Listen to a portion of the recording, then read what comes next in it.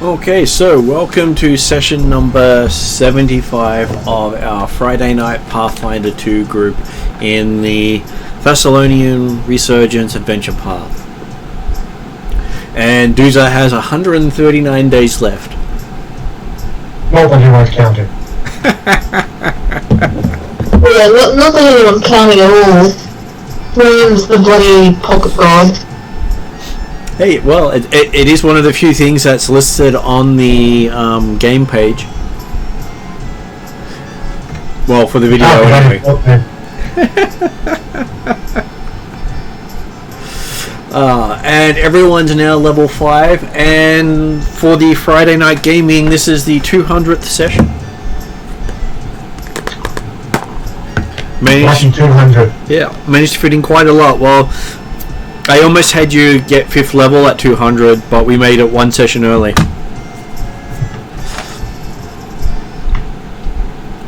So, online today we have Jeremy.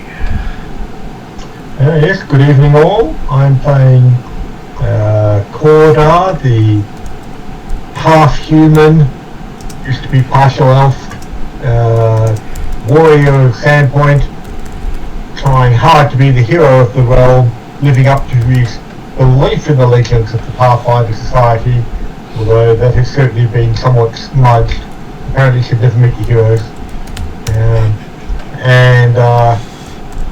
Certainly finding the hero's pathway a little bit harder now that he's actually got the shard of greed embedded into his arm.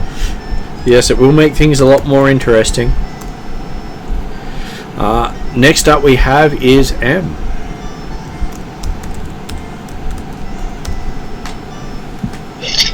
Hello, I'm playing Rizzo, the ever-level, muscly orc who has, what was it, 139 days? Yep, it's all up there and added up for you. I can't see the screen right now. It's nothing like that anyway, you'll be fine. Yeah, it's nothing important at all. I have Puppy and Giant, my wolf dog, and basically Great Dane wolf dog companions. And yeah, trying to survive the next 139 days. I'm sure there won't be a problem with that. I'm sure there won't be. With that in mind, moving on to Mark's character. Good evening, I'm playing Sparky, the lovely dwarf rogue, who recently has had a sleeping problem, so... And that's about it for me. You don't want to go into it a little more for people who weren't there? You know when you dance on the ceiling, like... It's not like dance on the ceiling, it's more like horses on the ceiling, so... Yeah, that's all I can tell you right now. So is that Hot Horseshoe Shuffle? Possibly. Next up is Peter. Greetings. I'm playing the Lord Obi-Wan Kenobi. Currently I'm attempting to come to terms with changes in my ability to communicate. Been challenging. Right, have you gained a new communication form, have you? No, not really. I've been limited, shall we say. Does this mean you also get another style with 5th level? Hey? A 5th level feat. Did you get a 5th level feat, or is it a 6th level you get the feat? Oh, I get feat at 5th, but it's an ancestry feat. Not quite the same as the monk's mini feats. What's the gain to your communication skills? Do you know that yet? Sorry, what was that? Do we know what the change in your communication skills is yet? Well, since the 4th time I've been returned from the dead, I haven't really said much, but I've made a lot of squeaking and noises. Okay. That's correct, because he has lost the ability to sarcasm. Which really does limit how he communicates with the rest of the party. Well, with the world at large, really.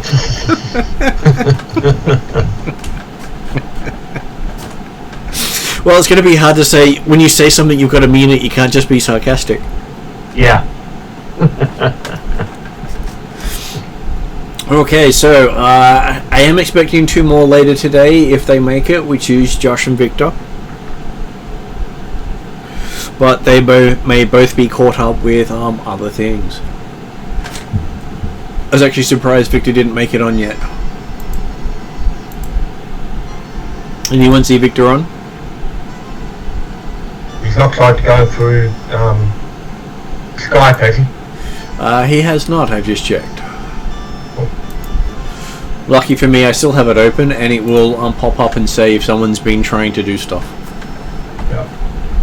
Okay, so with the story, you had gained a level, rejoined each other at the lodge after Harry ran off with the invisible sword in the previous session.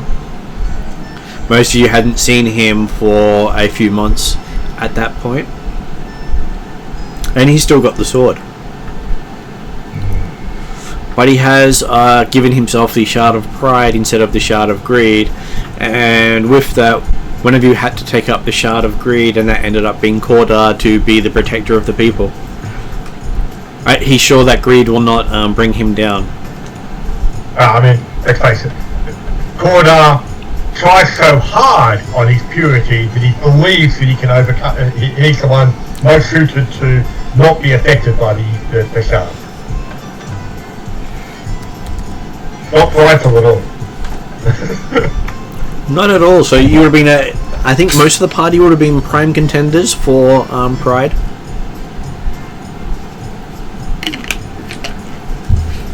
Okay, so with that, you set off for Sandpoint because you've been asked to check in on their demon problem. At which point, everyone kept bringing up the Sandpoint Devil, because of course, demon and devil are the same type of creature. I don't know how many times it was referenced last session until I pointed out one is demon, one is devil. Yep. But to be fair, whilst heroes of the realm understand the difference between devils and demons, can't expect the peasants to understand. So therefore, if they talk about a demon, well, hey, we all know there's a devil nearby, so it's likely they're confused. Though it was the Hell Knights who had sent for you. But I'm sure you can understand that they might actually not know the difference either in your eyes. Oh, okay, they're all bad. Well, one did marry Willie after all. And speaking of that, Willie, the other people arrived in Sandpoint the night before, and you were basically kicked out to follow them in the morning. Having spent most of the last few months in Sandpoint.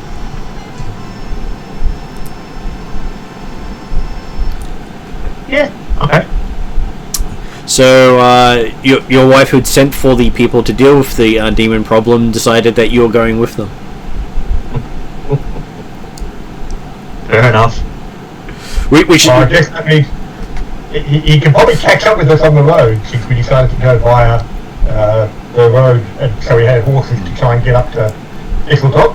Well, we ended last session as you were leaving Sandpoint. Yeah. And with that, you have Willie chasing after you guys, considering you do have a spare horse. Mm-hmm. And what does Willie say to the group with his lack of sarcasm? I make some squeaking noises and just kind of gesture at them strangely. Okay, so I believe that means it is Dooza gets to make a perception roll, because you're the one bringing up the rear usually. do make the perception roll. I have to find out if I'll be very handy. And a character sheet? Yeah, probably. Character sheet is easy. That's somewhat easy. Somewhat.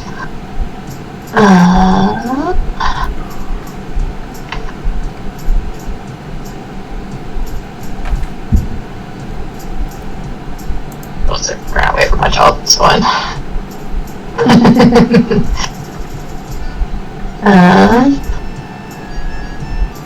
How you found me?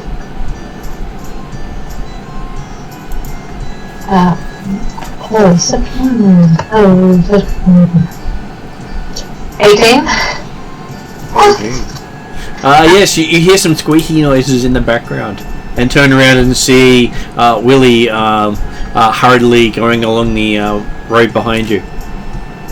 Why? Lily, are you trying to impersonate a chipmunk? Or squirrel? I make louder noises, squeaky noises, and I look really like annoyed and angry. It sounds like a yes to me. Yeah. Does that doesn't include like rude gestures? Like he can't do rude gestures? I know he can do rude gestures because they're rude gestures. He just can't say sarcasm. Oh, he just can't say it, right? And every night he gets to dream all the sarcastic words he wanted to say during the day. Not torturous at all. Not torturous at all. It's like remembering that perfect comeback line the next day.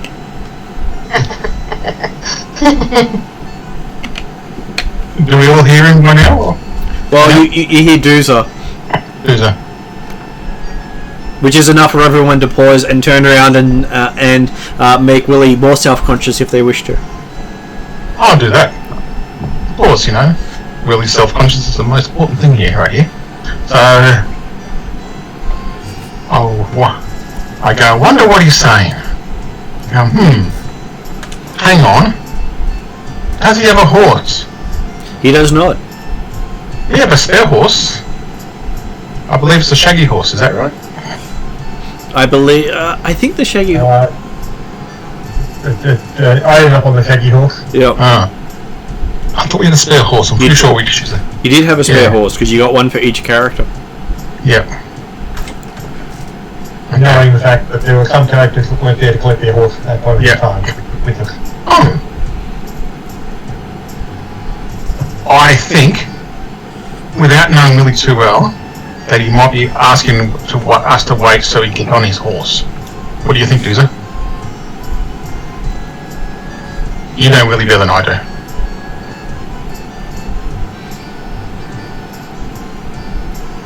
I mean, given how he's chased us down and is kind of gesticulating at me and then pointing to the horse, I would presume so.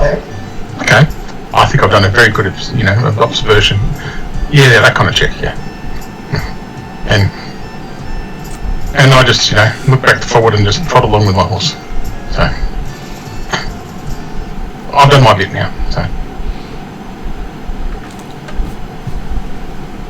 I don't know who's got the spare horse, but... I think with the spare horse would finish me out. I will slow down and let Willie catch up. So when you slow yourself down and look back again, you notice that standing right behind Willie is a large black cat with a saddle on it.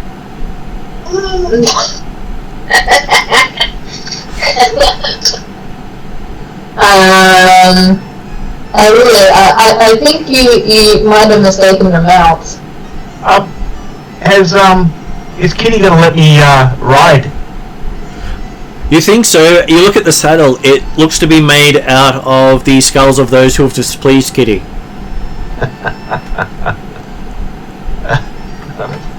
Who am I to look a gift cat in the mouth? Just because you put a saddle on doesn't mean it wants to be ridden. Alright, I'll jump on the kitty. You have a feeling this is one of those saddles you'll never break in. fast do horses move? Well, horses can move pretty fast, but they have this steady gait. Have you ever had those things where people do those bunny jumps when they're not really getting into gear properly in cars, and it's just constantly jarring? Yes. Welcome to your new ride. Mm-hmm. It's basically huge acceleration, pause, huge acceleration, pause. And the answer to your question is, yes, you can probably keep up on foot if you really wanted to. Yeah, that as actually was the next thing I was going to say. Being a monk, I think I'll ride for a little bit, and then when I lose all feeling in my ass, I'll jump off the cat and sort of run along until I can feel my ass again, and then I'll jump back on the horse or on the cat. Well, you end up having a rather interesting ride as you're going along. Sure. You didn't think skull caps would be quite so painful on the butt.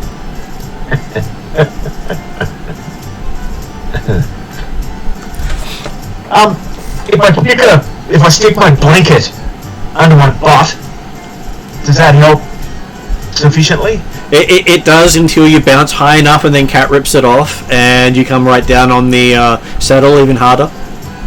Ow. Especially that nosy skull. And that extra long nose. He does actually manage to snicker at that point. That probably makes squeaky noises. And you hear in your head, I heard that. Mentally, can I be sarcastic in my head? You try, but you can't seem to get it in your head. You don't know what the cat heard. Damn.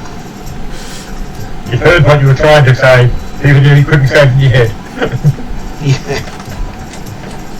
Heard what you were trying to think. But the cat may still understand your sarcasm even if you can't get it out. That's something. I can take some bolus in that, I'm sure. I'm sure you can. So what you've heard from the others is they've been tasked to go to the place called Thistletop. Yep. And deal with a demon. Which apparently the goblins in the area are almost they're almost no longer a problem thanks to the work of the Hell Knights, but yes, they seem to have some demon issues. Do we have indications that the demon had any connection with the goblins? I tell Lily that we have help from our great friend Shalelu to thank for that as well.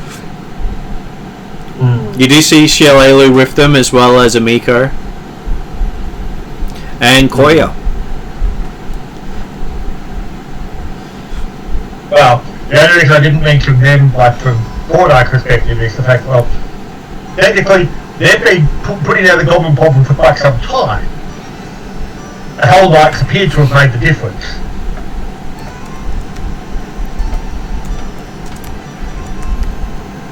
And yeah, do we have any specific connection between the demon and the goblins at all? So apparently it's the reason the goblins all congregated. That's right, yeah. So it's somewhat working together and working a lot more organised than they had previously.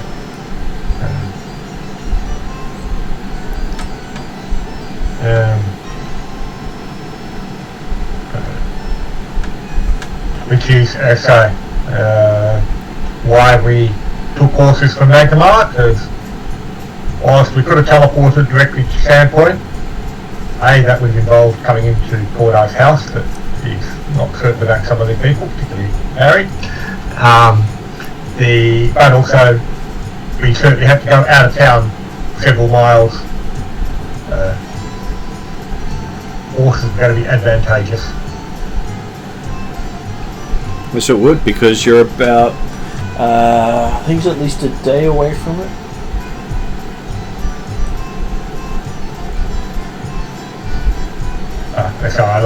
I knew it was some distance, I couldn't remember exactly how far it Actually, they was. refer to it as an hour by foot, so I'm going to say it's about half a day away. Okay. Because the map that they've shown it on is definitely more than 6 miles away. Well, don't you love it when you get different maps that show you different locations? Possibly the people who write the book don't pay attention to it when they write to it and draw the map. Just like people who draw the illustrations. So I open up Varisia. Okay. So, where you have Sandpoint, I think they did have it near the Churlwood. I'm just going to have a quick look to see if I can see the Hinterland region and confirm it.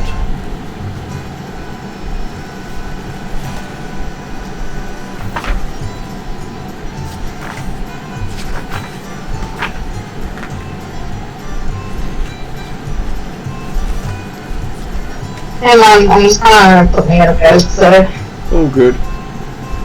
Oh, they call it Nettlewood. I kept thinking it was the Churlwood from up above.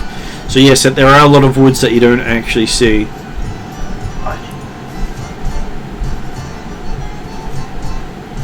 So you've got Teakwood, Shankswood, Nettlewood, Mosswood, and Whisperwood, all within about 6 miles of Sandpoint.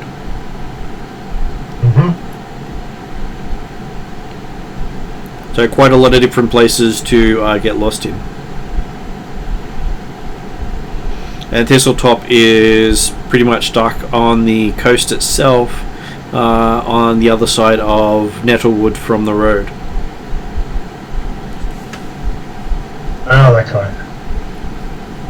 I'm sure we can get through the Nettlewood without being stung. Well, you have to go through Pauper's Grave to be the best place to get there. Seeing if Okay. Nettlewood had anything particular they wanted to talk about. So Nettlewood is someplace Duzo would not be able to take her his sled. There's just no way to take a sled through there. Very thick wood, huh? Yep, described as frustratingly tangled forest, where the trees grow lower and low to the floor with lots of snarls and nettles and thorny underbush. So not a pleasant place to take any sort of thing with. But if you went via the Pauper's Graves and along the actual cliff edge, you'll avoid most of it. Okay. Well, I would suspect that Claude knows enough about Sandpoint to know the best way to get towards Thistletop. Yep, well, considering you don't have to worry about the goblins of the region anymore, as far as you can tell. You mean it's a quiet and life you were hoping for? It is. Greenskins to take out.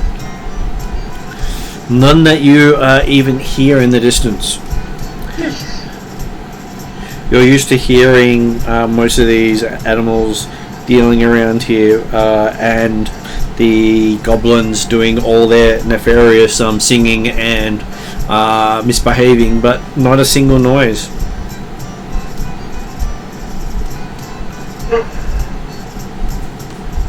So not disturbing at all whatsoever. Yeah. There's definitely some changes in these woods. And even worse, you don't even hear the local wildlife as you're travelling. So your usual sounds and smells of the region just aren't there. So it might be a lean time for Sandpoint this winter.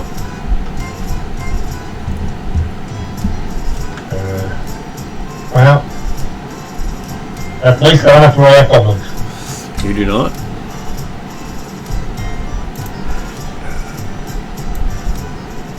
And I will give you a survival check to see how good you are at navigating the areas you know well. Okay. Yeah, I'll leave with Jeremy. I'll trust Jeremy. He has got assurance on survival. We give him a 16 flat. Thanks. If you're happy to just take assurance instead of rolling. Yeah, okay, yeah. He'd go for assurance because he's standing one, like he doesn't expect to be having issues, so In which case, so not close to home. we will take that as your roll of 16. Yep. And you find yourself going through the graves of the Varusians who were here long before Sandpoint was founded.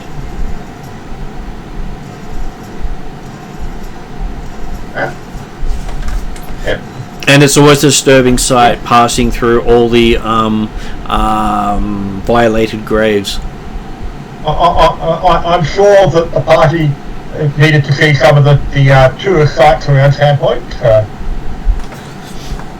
You also suggested the graves have been violated, potentially by goblins. most likely undead over the years. Right. Okay. And you see the three pillars out on the water known as the three cormorants.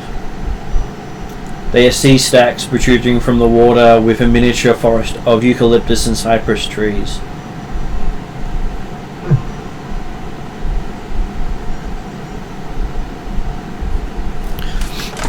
And one thing of note is you do know that harpies reside out there. If you really need harpies for something, you know where to find them. It's good to have them in a location where you can get to them when you need them. They normally don't bother the people on land. They're more of a ocean menace, Yeah. as they sing people to their deaths.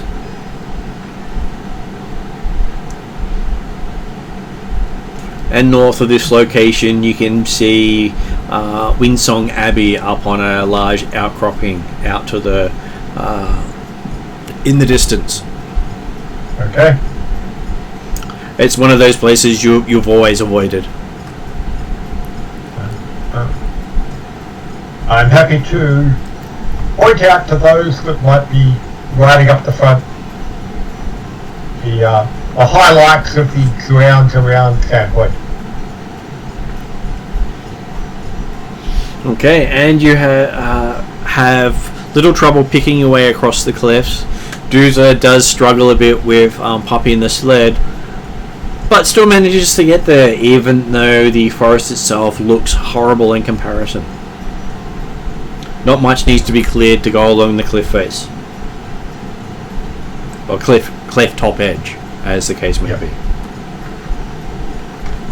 And after coming around a couple of corners, you see the mound you remember, for some of you, as Thistletop out in the water.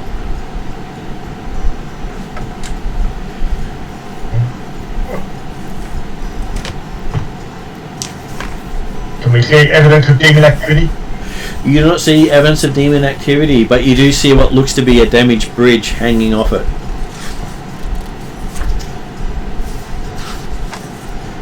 And from the angle you're looking at it for coming this way, it looks like a giant skull in the water staring at you.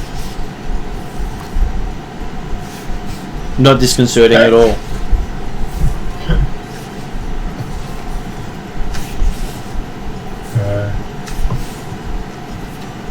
Presumably, the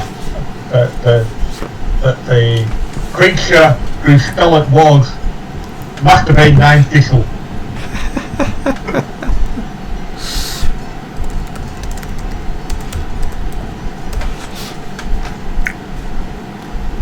After moving through the edges of the nettle bush, you come to where the bridge used to be that crossed over to this island.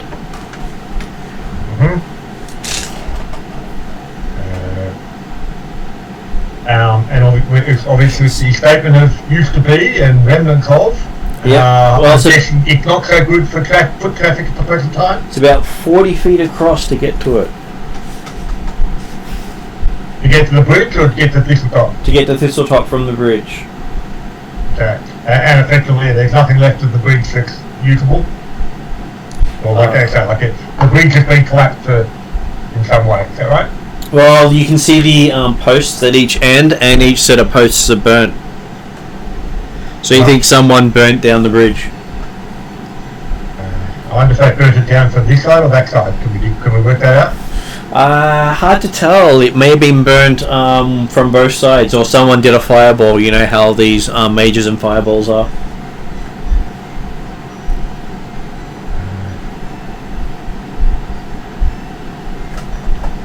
Yeah. So 40 feet across, huh? Yep. And how far down is it? Like, what sort of the, how far down to the ocean is it? And what's the ocean like? And then, can we get back up this or top? What stuff? What? Well, it doesn't look like it would be easy to do so. It's about 80 feet to the from the cliff edges all the way down on both sides. Right. And there's no handholds. Right. And you did get told by one of the other heroes who had come here previously that there is a bunyip in the waters.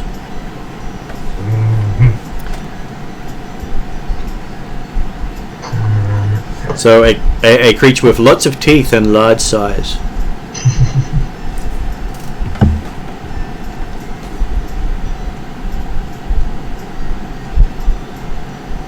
Checking to see if I got something from Victor. He said he was about to get on about 5 minutes ago. Well, the last thing I had from him was close to an hour ago. Okay.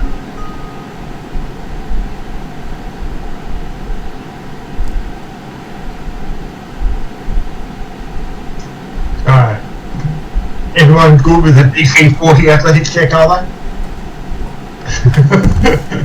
I think we were always told to bring climbing stuff anyway, didn't we? We did get climbing gear. Yeah. Bunyips, eh? So how good are you with lassos and stuff like that? Because you could always do the whole lasso your way across. We could do it.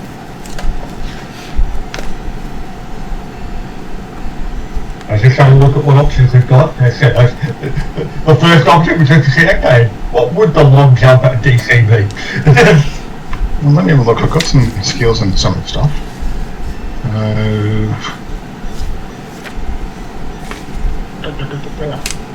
I guess the next option would be dwarf tossing or halfling tossing. Dwarf tossing, no, halflings. Well, you are a hairless dwarf, so it's hard to tell sometimes. You've lost a bit of height because of that. Yeah, I've got catfall, but I don't think it's going to help me get a jump across kind of thing.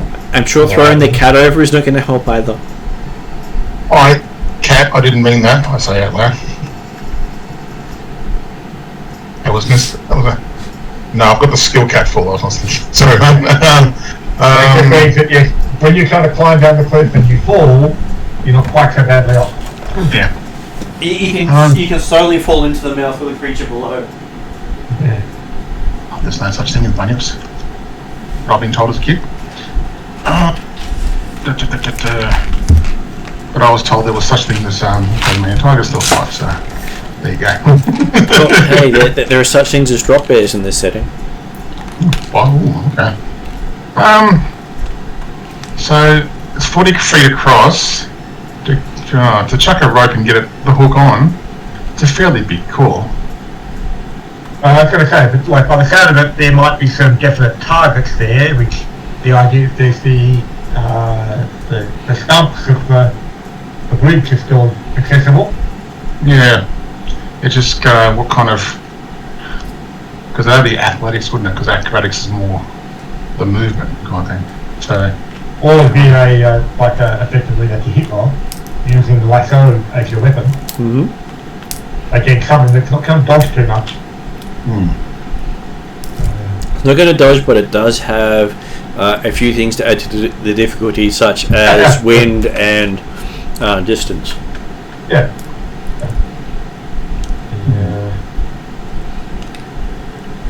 well, I've got the grappling hook and I've got the 50 feet of rope. Grappling hook and grappling hook. Places thumb is at all? A grappling hook can work better than a lasso in this case because you don't have to get it over the top. Yeah. But certainly if you do get them at the top with the lasso, then you've probably got a more certain ability as opposed to relying on the grappling hook not moving when you start trying to get across it. Well, as long as people hold it tight, it shouldn't move. Yep, that's what I was thinking too. So the 40 feet across the chasm, I'm gonna call it one. What's the closest stump to us from one edge of the cliff at the moment? Our edge of the cliff. The closest stump to you is you can put your hand out and touch it. Oh. Okay, so I'm trying to look at, do we just, try to tie one onto, or hook onto about 20 feet across? Oh, because only stumps, that means we really need to put the line right across everything, don't we? Oh yeah, no. Okay, I can't mention there's any stumps mid-bridge. Not if it's got 80 foot drop. So Mark, you can touch a stump that's in 5 feet from you because it's on this side of the hole. Yeah. Yeah, no, that's fair enough. I'm beginning to get there are no supports in the middle of the bridge. Okay. It was only at each end. I need a fairy dragon take it across. Perfect. I mean, the point is, we're not in any particular hurry right now, so we can take a couple tries if we need to. So,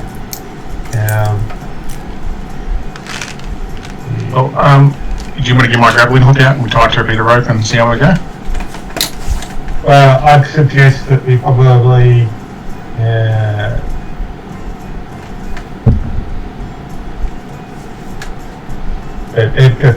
tie a couple ropes together so you've got much more than 50 feet of rope to deal with for a 40 foot chasm. Yeah, no, that's fair enough. So we do a couple bits of rope together. Hey Victor. Hello! Hey Victor, would you like to Hi. introduce yourself? Oh, hello, I'm Victor, I'm from Brazil, and I'm playing Luna, a human Shoanti Oracle.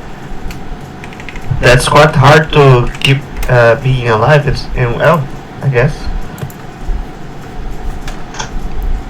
Well, you have found yourself catching up to the others who sort of left you a little behind. The thing is that Luna got distracted by some of the tourist attractions that Cordar pointed out on the way. She wanted to have a closer look at some of these disturbed graves and things like that. I got what? Martin, Yep. I'm not sure if you saw my comment. Are those ballista anchors that we came back across on still there, or have they been burnt as well? There are none of the ballista anchors left over. Oh, damn.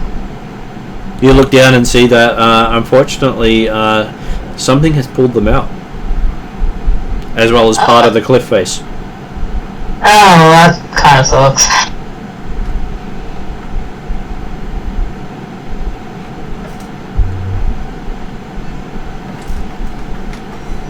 And you do notice that the building on the other side, on the actual island itself, has also been burnt down, so that will make your life a little easier. No ballistas to shoot at you while you're crossing. Have you guys been here recently? Couple Like, years ago. years? It has been years. It's like, yeah, but they have been here in the last couple of years. They have. Yeah. And so was it burnt when they were previously here? It was. No, we were here when the huge goblin armies were there. Oh, I missed that, Amy. They were when the Goblin Army was here. Right. But then again, they initiated the Goblin Armies marching on Sandpoint. Right. So that's the point where they stopped being there. And they're not the ones that burnt the bridge, though. They were not the ones that burnt the bridge. Okay. Well, let's say I think that we'll at least have a couple goes. Yeah. Sorry, can you hear me? We can hear you now, yes? Yeah. No, sorry. I swapped off my phone to the computer. That's good, because you were getting a bit of echo before, which made it challenging to hear. So. Yeah. Sorry. I need to turn the sensitivity on the my headphone earpiece things for my Bluetooth earphones for my phone. What was I saying? Oh yeah, we were here when the Goblin Army was here, and our Goblin friend may or may not have intentionally set the army loose. It wasn't the goblin friend, it was the gnome. Was it the gnome? It was the gnome. Oh, I thought it was Quest. Hold on. No, it was the gnome. It's probably better that you don't tell Cordar about that. So. I'll just say one of our party members, who's not. No, they're not currently with us anymore, are they? They're not. No, not currently with us. Did that, but I won't name names. Well, hey, he might have. One of them may have actually come back here and provided an eviction notice. Because you did notice that every time they give an eviction notice, the place burns down. Well, I know that one's Quest. Pretty sure.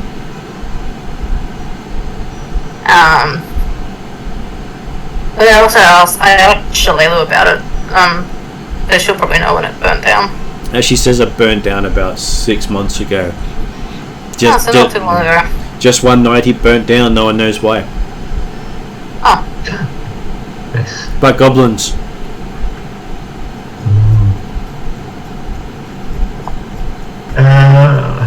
Okay, well, we will see if we can toss a grappling hook. I mean, we're happy to go with the lasso if someone thinks they're I'm pretty good. cowboy. I'm pretty good with that. Would be athletics, Martin? That would be basically your ability to do a ranged attack. What would that be? It's something that's probably got a 10 or 20 foot range, so you got a... I'm pretty sure I carry ropes on me pretty much all the time. we've certainly got plenty of rope. I think my basic melee is plus 14, so...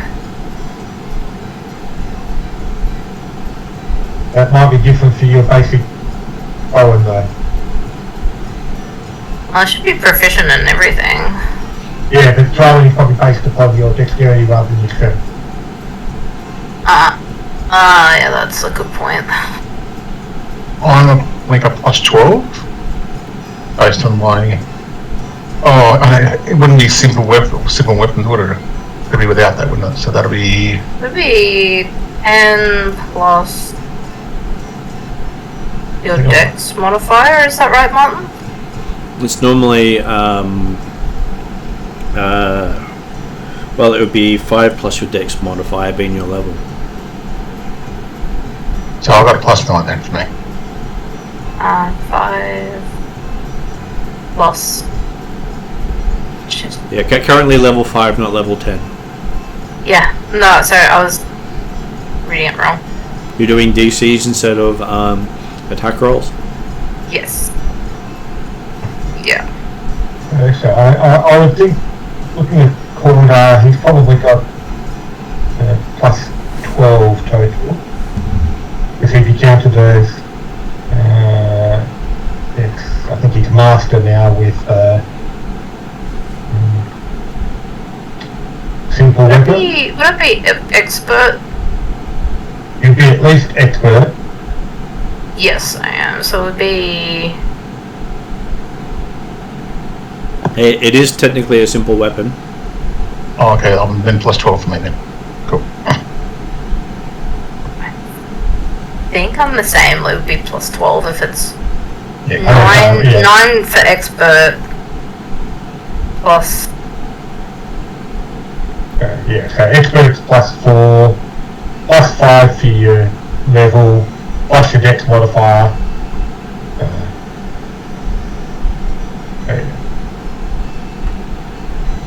And mine's 9 plus 12. dex. Yeah, 9 plus dex, so that'd be 9 plus 3, which is 12. They're all pretty evenly matched there. And the point is that, as far as we're aware, we can afford to take a few tries and yeah, it goes, as long as it's not a case of losing grappling hooks or things like that. So, Hey, if you do roll badly, like critical fumble, there could be a grappling hook getting lost. Like a snag eye, pointed teeth, big odd thing. Could simply be you didn't tie it properly to the hook. That's true. Claude, I've got to give it a try as a lesser. He's got to try and just lasso one of the stumps on the other side. Doozle will have a go next. Well, you can never go at the same time if you're using the grappling hook. Alright, fair enough. There are 2 posts to aim for. I got 18 on the die, which would put me at 29. And how did I Duzo go? Wait, what was your bonus? Like, attack bonus? I've got +11 because my dex is only +2. Oh, okay, right. So I also rolled 18 on the dice, and then mine is +12, so 30. Marvellous. Okay, so you both do your different swings across. You see the lasso snake out over the water and then land right over the top of the post and slide down and pull tight. Luckily he had the 100 feet of rope because at the 50-foot mark he's got barely enough to tie it to the other post. That's why I 500. Well, you could tie it, but there's no room for weight on the rope without it undoing. That's fine. And beside you, you see Dooza toss the grappling hook over and hook on and pull the rope taut, and it's got about a hand's width of rope past the other post because Dooza did not tie on an extra piece of rope. I'm just that skilled. So Dooza might need an extra piece of rope to actually be able to tie it in place. Well, now that the anchor's on, I can tie the extra rope on and then do the rest of the stuff. Yep. Always interesting to do while the rope's torn. Oh well, Dooza doesn't make it easy for himself. Let's just say that. Let's give Dooza a survival check to see if you can tie the rope while standing on an 80-foot cliff edge with a torn rope. Survival. Where's my survival? Ah.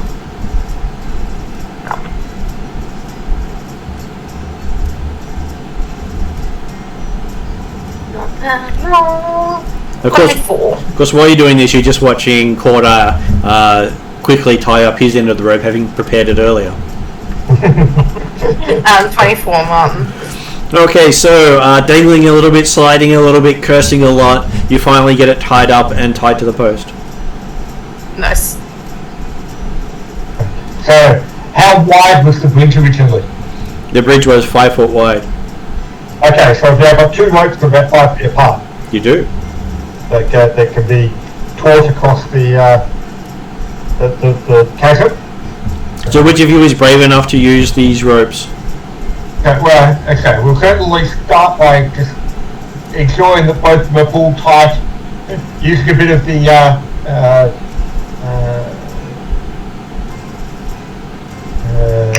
the pulleys from climbing kit to ensure we've got a lot of mechanical advantage to get them tight and ensure that none of the 4 stumps are about to fall out of the ground when the ropes are tight.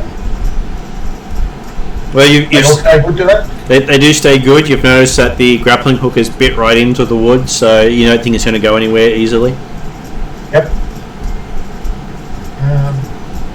And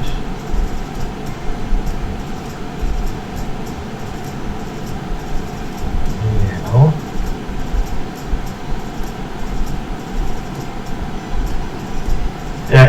So how confident are people now trying to scramble across the ropes, either using one or both of them?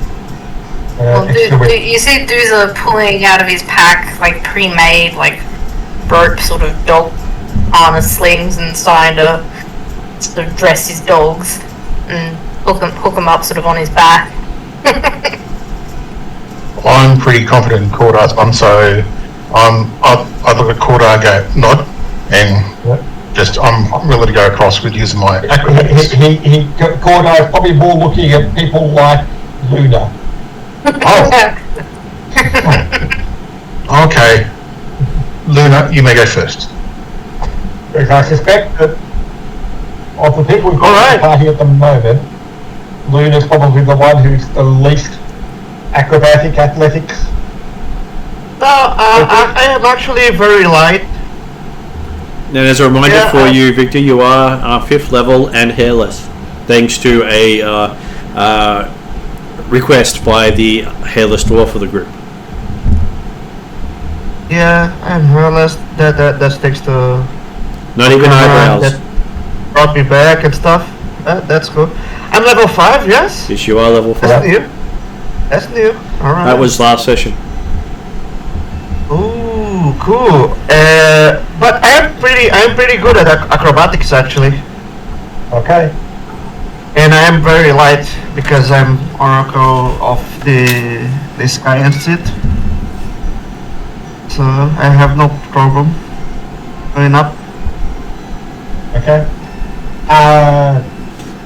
Well, if people are what's happy the check I need to scramble do? across, So do you technically weigh less, or do you just, does it say you weigh less? I weigh half as much as a normal human of my size. And I'm pretty small girl, so I let's say I weigh like 25% of the other guys. Well, Brazilian measures is of kilograms. I was about to say something, but it would like make everybody confused. Most of us here know kilograms. I weigh about like 30 kilograms. Yep. As Luna, I imagine, I guess. So you're So what? very tiny in that respect. Wait, I don't know how much is that in pounds, I guess. that's right. We deal in kilograms ourselves normally. Oh yeah. None of us deal in imperial measurements. Unless we play fantasy games. Unless we play fantasy games. That's the first. That's the first time I hear that. I feel ashamed right now. Australia's completely metric, including currency and measurements. Unless, of course, you're trying to do something that comes from another country, in which case then we have to use imperial as well. I don't understand why they're so steadfast in using that, but you know, that's a whole other topic of conversation. Laziness, they don't want to rebuy their tools. Yeah, okay. What channel did like? It's a difficult process to make the change. Despite the fact change might be for the better, it's a very hard process to actually change. The thing is, didn't they go metric for a while and then were like, nah? They use both in a lot of places. Yeah, they did try and change officially several decades ago, I believe. But Well, people blew up rockets trying to do that didn't learn, I guess. Well, when you give someone who works in imperial it in centimeters, it really does confuse them. Because things just don't fit properly. Well, I'm an architect and I deal with metric all the time, so it's very hard for me to deal with imperial. Okay, what type of check I need to do? And by the sound of it, everyone should be reasonably agile to get across on a pair of ropes or one rope. Yep. But Cordar will still recommend that effectively everyone have a safety line that's also tied to the rope, and that they just slide across with them as they're going along. Like effectively setting up the same sort of system as Doomsday is doing for her puppies. Well, Luna can just like go. I have assurance in acrobatics and stuff. Do you have assurance in acrobatics? Yeah. It's for my Shaoti Kwa. Okay, so with assurance in acrobatics, what is the what does it give you? The modifier is the result of 17. I guess that's enough. The point is, does Luna scamper out on the ropes, relying on her assurance, with or without a safety line? I believe that was without. Is that enough? Yes. You won't know unless you fall off. Well, I will do it. Because I'm brave and Sparky gets out the nuts ready for a interesting session. I also wait. Martin, can you give me some kind of advantage? I also wait half as much, and I have like powerful leap, whip, jump, all that shit. Well, but remember, Victor, your own weight makes no difference depending upon your own ability to carry your own weight. You being light makes it easier for others to carry you. And also, and if you are light, another drawback for being light is wind affects you more. Oh shit! But either way, Ordar's tying himself off with a safety line, and will be aiming to go across first. So therefore, if there's anything on the other side, at least the crew already got defence there. With the expectation that we've got Shirelu with us, haven't we? You do. She's staying with the horses with Amiko and Koya.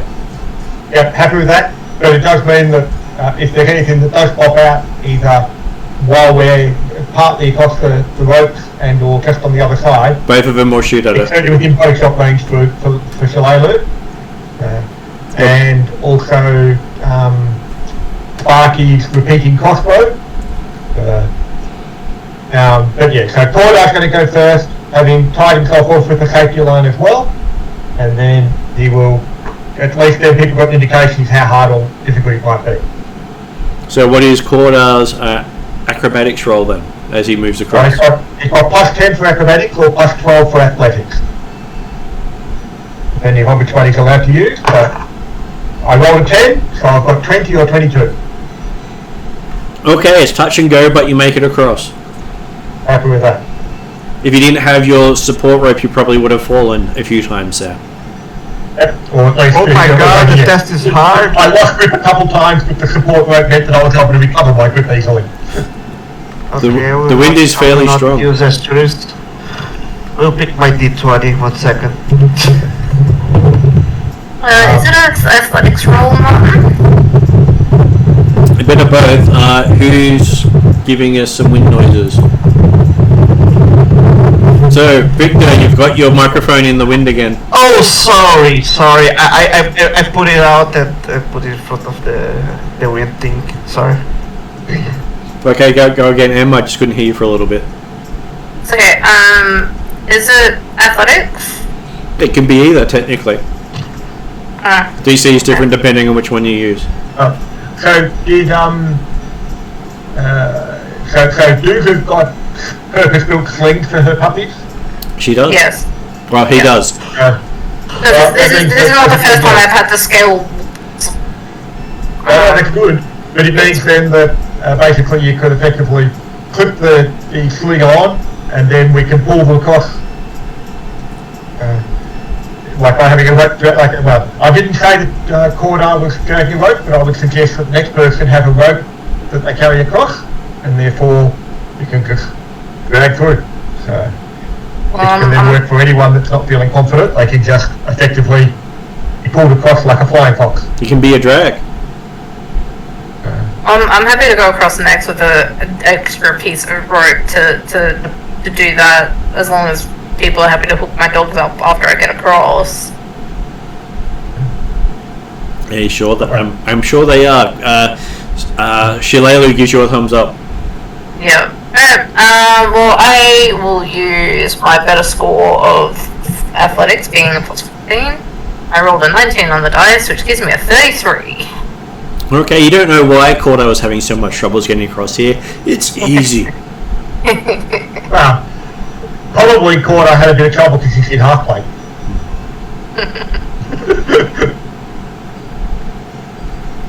But just confirming, Martin, having got across, it's not like Cordo's been heavily ambushed or anything like that. There's nothing visibly that's a threat on this side.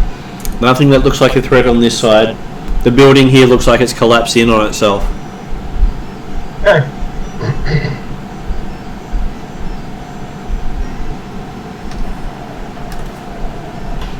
What? Does anybody have any trouble getting across there? Well, I was waiting for Victor to go first, and I'll go after Victor. Guys, I'm having some power surge. I'm still online? Hello. Yeah. Oh, okay, I'm still online. Okay. I wish I don't get disconnected somehow. I have no more wind. Okay. Is it windy? Is it my time? Is it my time to do the check? That's right. Yeah, so you're just going to scale across without any assistance because you're that good? No. I will respect the difficulty of the task, and I will roll for it. You disencouraged me, Martin. The question was, did you tie yourself to the rope rope going across, and are you using the pulley system they've set up to allow you to be pulled across? No. I will use the setup and try to do it myself. Mm-hmm. Okay, I will attach myself to the safety line, and I will roll for it. 19. That's a total of 28. Okay, you managed to pull yourself along fairly successfully to the other side. Woohoo! And I'm assuming Willie just went for tightrope walking across, did he? No, really, we're not in any rush. So I'm going to tie a rope to myself and to the rope that we're climbing on. And then I'm going to go across that rope. Okay. Give me your check to see how you go. What's that? 12 plus 12 plus 11, so 23. You make it across. Awesome. Give me a survival check when you reach the other side. Survival. Presumably sparking. 25. Survival is not my good skill, but I rolled well. So it looks like your rope would have held if you had a slip, so you were lucky. Ah, good. Because you did tie it yourself. Yeah. I'm just that good. No. I think Martin said that if you had fallen, you would have fallen. No, he tied it well enough. Okay. Survival roll was enough to actually mean you did do the shots well enough. Yes, okay. Well, My character's not surprised. I will tie myself to the rope like everyone else has done. Okay, and give me your check to get across. Okay. I'm using acrobatics. I got a 20. You got a 20? Yeah. Okay, what was your survival roll? Okay. A 22. Okay, so you find yourself just stopping yourself from falling as the rope comes free behind you. Whew, okay. Your knot wasn't as strong as you thought it was. Not for the middle of the wind and the pulling, and well, knots just aren't your thing. When you were saying which knot came undone, the knot that he tied as his safety line, or the knot that was actually the rope holding between the bridge? The safety line when he actually put his weight against it. Okay, great, yeah. Have I got across today or not? Indeed. You did manage to get across thanks to having a high enough roll that it undid as you grabbed back onto the line. Okay, yes, you got across and you timed it perfectly that your safety line's already undone for you. You're straight off the line. I'm not used to this lack of hair kind of situation. Coming across, I thought it was a bit lighter than usual, so I lost 20 pounds of hair. So that's my excuse I'm going with. Hey, when I shave my cat, he loses half his body weight. Yeah, I definitely would have lost that. Okay, so there was a few comments by Shaylu and Eco about what's the hell is Strap doing going walking across the tightrope, but yeah, I'm sure in the background. what, you're walking across, not doing the arm over? No, I'm doing sorry, arm over. Sorry, Martin, I had to double check myself there. I was just trying to look at the thing. I'm sure Pathfinder's got rules for tightrope walking. And it does. Yes, it comes under acrobatics when you're a master. Okay, so the example of a balance check. So does that? Have we got anyone left behind who hasn't made the check yet? I think that the only ones left behind that haven't checked are the ones who are staying behind at this Okay. stage.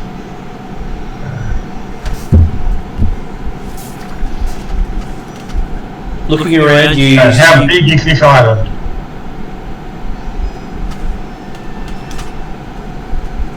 the island is at least 60-foot radius, Okay.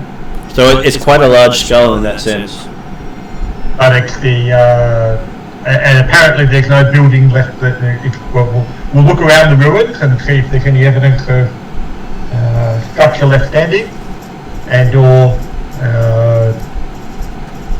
if assuming there's not, see if there's any way into the island. If this is apparently where the demon's coming from, or at least it was where the goblins were based. Okay, so When the others came here, did they actually get onto the Thistletop at all? they did. Oh, okay, so you guys are aware and you know what you're looking for around this area? It goes mostly on the ground from memory. You did rescue a horse up on the surface in the stable yard. You did use the ballista from the tower that was on top of the hill. Yeah, hence why I was asking about the ballistas before, because I remembered that bit. I did remember rescuing the horse, but I'm pretty sure Shillelagh was looking after that. And the throne room was up here. And there was also a weird room where Wes got his, like, sacrificial dagger thingy. Well, there was a trophy room that you pinched a dagger from the wall from. Yeah, that one. It was like silver and it like cut through pretty much anything. We didn't steal it. It was just, taken. I don't know.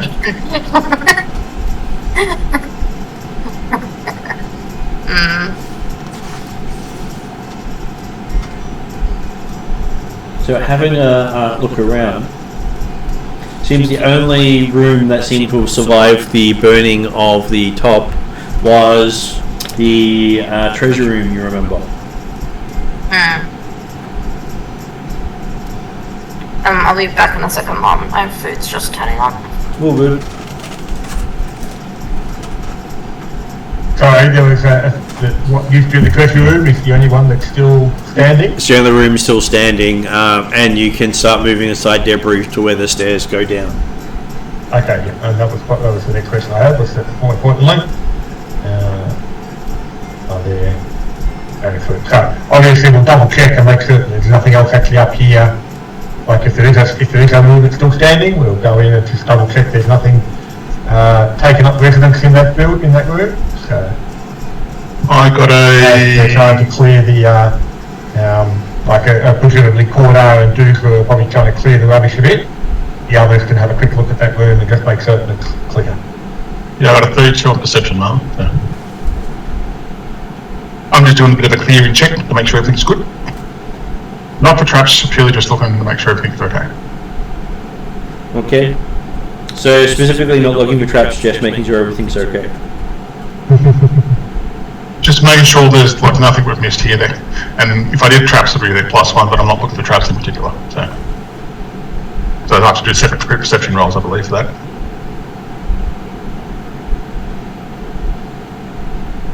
Okay. So, having a look around, you find a large iron key amongst some ashes.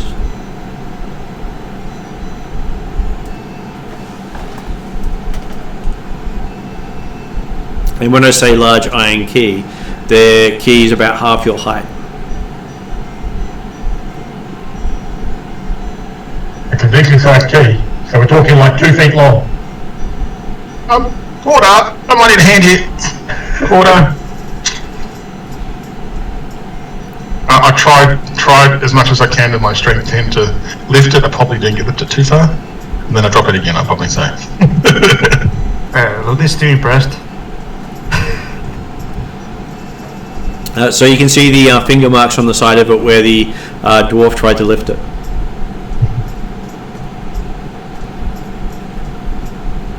As I didn't hear a check result, I'm assuming it was not very high.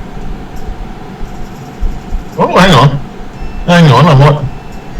20 or strength is +0, that means I've got a natural 20. So I might be able to lift it. Maybe. Okay. You lift it up, you pull it up out of the ground, hold it above your head as a light lift up, and then collect underneath it. So, yes, what's your athletics result then? If I did athletics, it would have been 27 upgraded. Mm-hmm. Okay, so you lift this key that weighs probably more than you do above your head. Muscles bulging. Then I realised that I shouldn't be doing this, and I just slowly put it down. Jules will probably pick it out of his hands before. You held it for 3 seconds and then put it down again. Got the 3 green lights. And I feel the surge of boldness out of my muscles, little muscles I have as a dwarf. Rogue anyway. Well, you did manage to lift the key.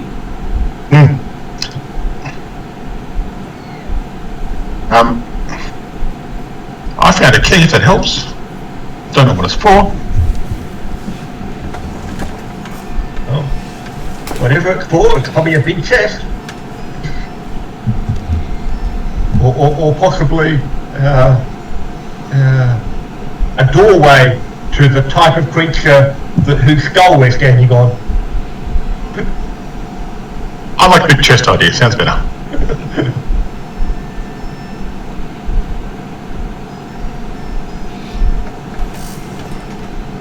Okay, so looking at the area where we found the key, I'm guessing that this is not something the goblins tended to move much. Well, you have from Duza that this is where the throne room was. Right. How big is the throne? Well, the throne's not particularly big at all, considering it's been burned to ashes. It was pretty big though, from memory, I think.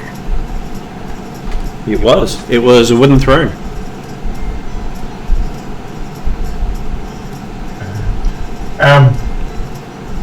Well,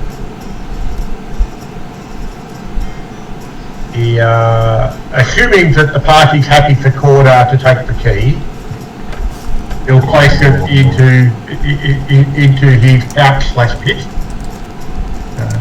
on the idea that, hey, we're probably not going to actually come across anything to open this with in the immediate future. No, that's as a player I would be concerned, but as a character I have no idea what. No, I have no problems with it. So.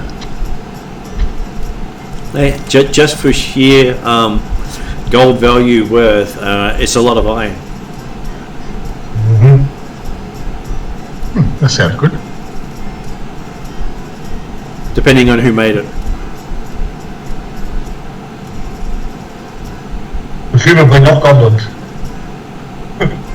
Or one really big goblin. Okay, and so we've managed to clear area, clear the any debris or stuff that was blocking stairways down. You have. You've cleared that. That's how come you found the key. It was not too far from the stairwell. Oh, okay, yeah. And you haven't really looked where the treasury was. I feel like this is the work of Lamastu.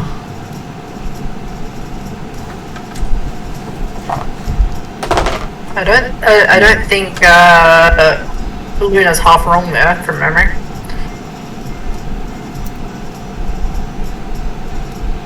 So Luna gets to make a wisdom saving throw. Will save. Oh my god, why? Now with disadvantage. What would they do? I will do the saving throw. You don't go around calling on the god. Oh god, I failed. Territory. I roll up, I'll probably fail, let's say. Is a will saving throw, is that it? Yes, it is.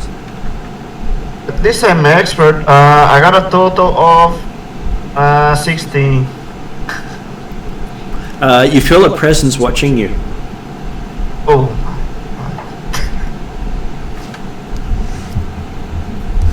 god. Can I recall knowledge religion so I can feel like I know anything about it? Have you had much dealing with Lamastu personally? Oh my god. So I'm assuming that's an answer of yes then.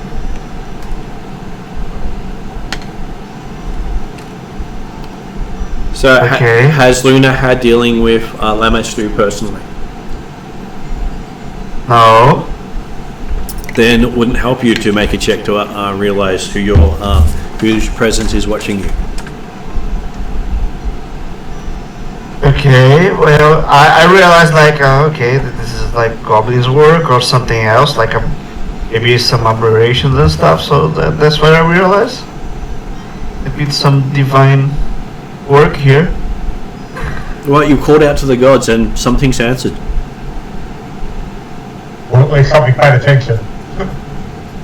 In the nicest way possible, I tapped Luna on the shoulder as much as I can reach up, and is saying, "Don't mention goblin gods in dungeons. Not a good idea." Okay, if I had hair, it would be like I spooked it or something.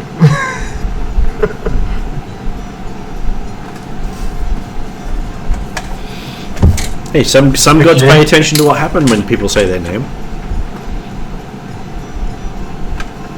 I found it the hard way. Trust me. Okay, so you've cleared part of the stairway. Are you going to go down the stairway or do anything else? Corridor is looking to head to the stairway personally. And with the treasury, that didn't survive the fire, did it? I was saying the treasure was the only thing that survived the fire. Oh, sorry, it was the only thing that did. It might be worth rifling through that first before we go downstairs. Well, personally, Corridor was thinking that's what Arky and Co were doing while we were going on the idea of checking out the building that was still standing.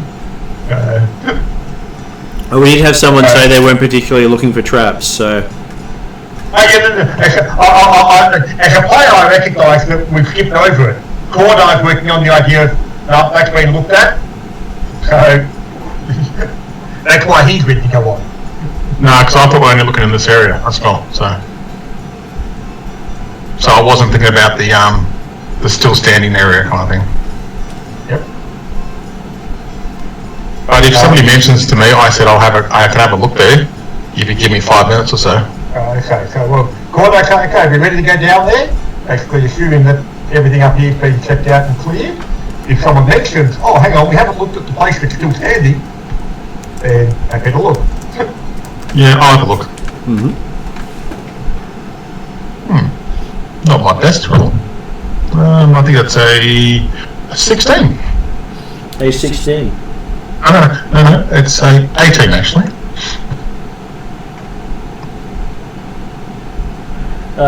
You seem to find a entryway and what appears to be a chest just not too far away from the entryway.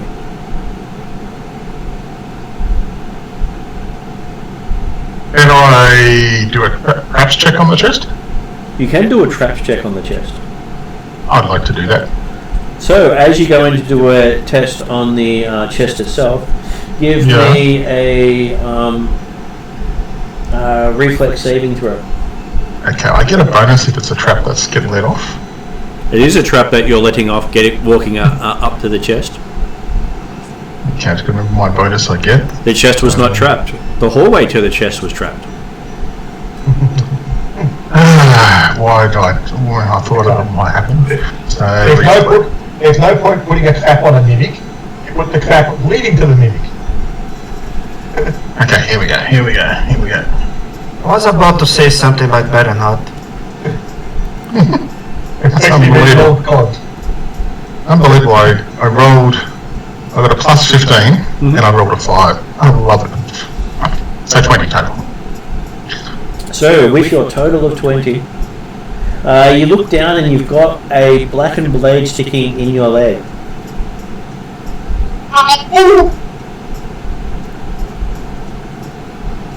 So much so that you can see the other end of the blade sticking out the other side of your leg, and you get to make a fortitude save. Yeah, I knew this was coming. May I try to first aid or something to help out? Don't worry about it, I've got a good first aid, but just let's see what happens first. Yeah, 26 on fortitude. First aid doesn't help if he's dead. Okay, you can feel your muscles are reacting to some sort of toxin on the blade.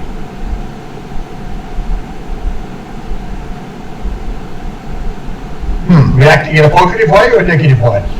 That he doesn't know because he does have a blade through his leg. It's a bit hard to tell if it's positive or negative. Either way, it bloody hurts. I think I should take my leg out of this blade, or blade out of this leg, either way. I'd just take the blade out of the leg. Yeah, I think so. And then I think it's time for me Sure, to give me a use medicine check. I've got to upgrade my medicine this level, so I'm expert now, and I've got continuing recovery, so I can do it. It'll be 10 minutes instead of an hour by frequency. So. But anyway, I'll just do the medicine check first. I get the good rolls when it should have been earlier, but anyway. Medicine. That's 28, Mark. Okay, you managed to tenderly get it out so you don't sever your arteries in your leg. I still have to say ow. Maybe we should cut the whole leg so you don't die. And can I do a treat wounds on the leg now? Because I haven't had damage yet, have I? Looking down, you probably let's see. I'll actually roll the damage for you. The whole surprise you've been stabbed really does make your body not think about the pain. So with that stab through the leg, you took a whole 6 points of damage. Okay.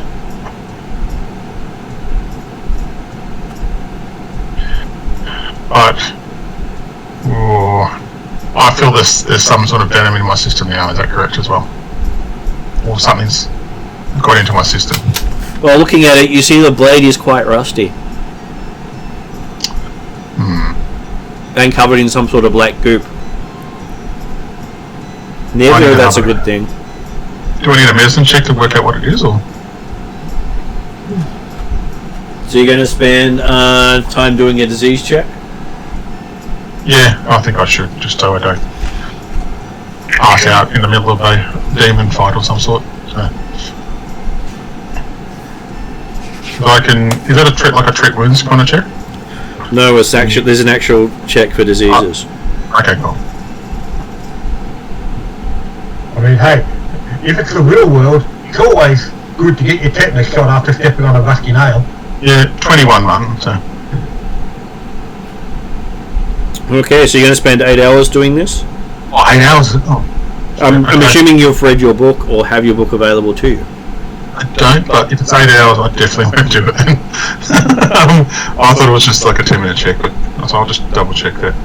And yeah. Sorry, Mark, I didn't realise it was 8 hours. My apologies. Treat disease is an 8-hour check.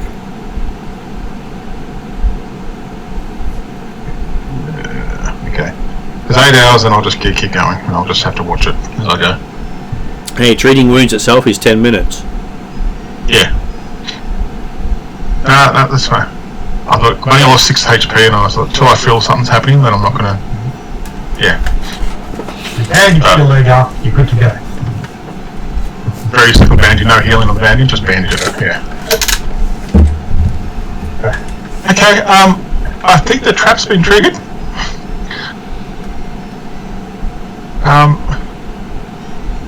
Gordo's still only watching from halfway down the stairs, so gets his head poking out the top of that sort of. I found a trap quarter, found a trap quarter, and I also found a chest. Going to proceed to the chest. Deep breath. I'd like to do a trap check on the chest. Okay. Give me another reflex saving throw. Because it's still going on the corridor, isn't it? Yep. I knew that. I should know. Eyes on the prize. No. That's smart stupidness. It's okay. Hope you don't lose a leg.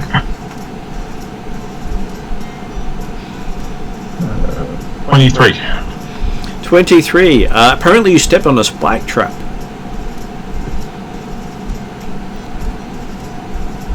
Okay. I'm really peed off of myself right now. So that is 11 points of damage as your foot now has a spike through it. You've got to watch where you walk, not watch the chest. Okay. I'd like to look at this trap that's... Lily's making squeaking noises. Yeah. Lots of squeaky noises over here right now. Okay, I need to pull myself off the spike right now, is that right, Martin? Yeah. Who is Yeah, okay. speaking? And medicine roll to do that. That would be the monk who is forbidden from using sarcasm because he died. Okay. 25 on the medicine check to get off there without causing too much damage, Martin. Yeah, you can actually see through your boot. Okay. Before I move any further, I want to do a trap check of this corridor before we get to the chest. And I want to work out how many of these traps are along here, on this whole corridor. Mm-hmm. So, okay. I'm sure you're basically at the chest now anyway, aren't you? No, I don't trust this anymore right now. Oh, God. Why do I get the low rolls when I don't want the low rolls? 21 for traps. Mark. 21. No traps here. Okay. You don't even see the traps you set off. Well, that gives you a look at the chest. Or at least you believe so.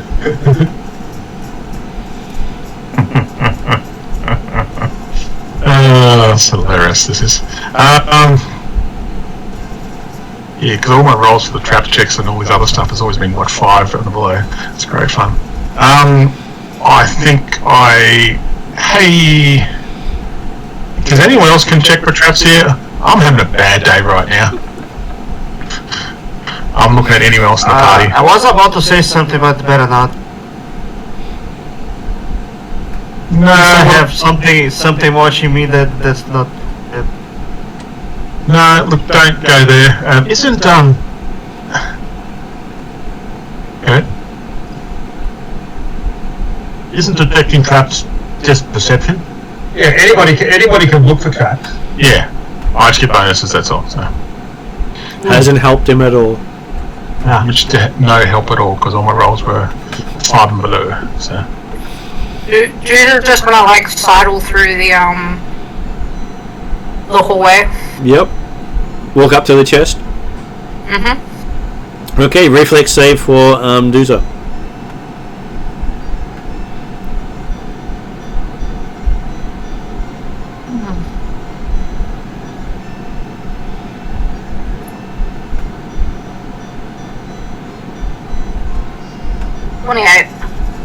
28. Okay, you managed to bring your axe down low enough to stop a blade that was going to hit you midsection as it swung down from the roof. If you're supposed to be only the penitent man can pass. Looks like this hasn't been set off in ages. It looks all like it hasn't been well maintained. You'd probably need a tetanus shot after being cut by it. Can I rip it out of the wall, or take the blade off, or? Well, the blade's now hanging. They did have 3 traps along here, and you've successfully managed to find all 3 of them. 3 that's been down so far. I said along here, not at the destination. Right, yeah. Well, I mean, if we spring all the traps, then there's no more traps, right? That's correct. And it certainly doesn't look like they're ones that will automatically reset, particularly if you damage or remove the blades or spikes, whatever that have been poking up and out. So how close is Doozer to the chest right now? Doozer's a couple of steps away from it. It's on a platform. I'm checking the traps in this chest because I really want to do that now. Okay. I'm going to win one of these checks. I'm going to check everything this whole game tonight, and I'm going to win something. Yeah. You make that statement immediately after Martin said, "Yeah, the chest is right there. It's on our platform."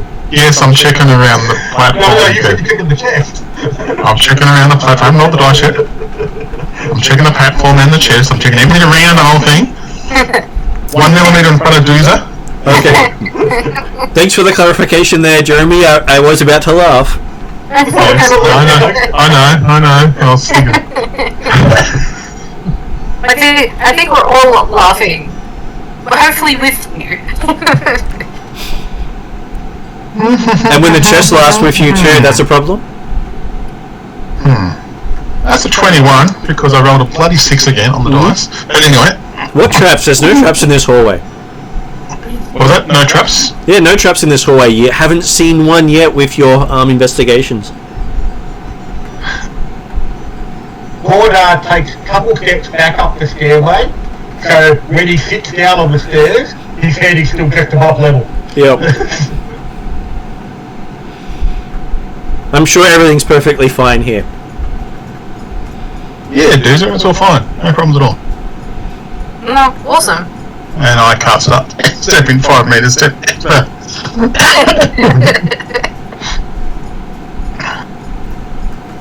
I guess I step up to the chest then, seeing as I'm closest. Or I make a statement. I don't think the demon's in the chest. Well, you never know. The chest is bigger than Doozer. The chest is bigger than Doozle. Oh, okay.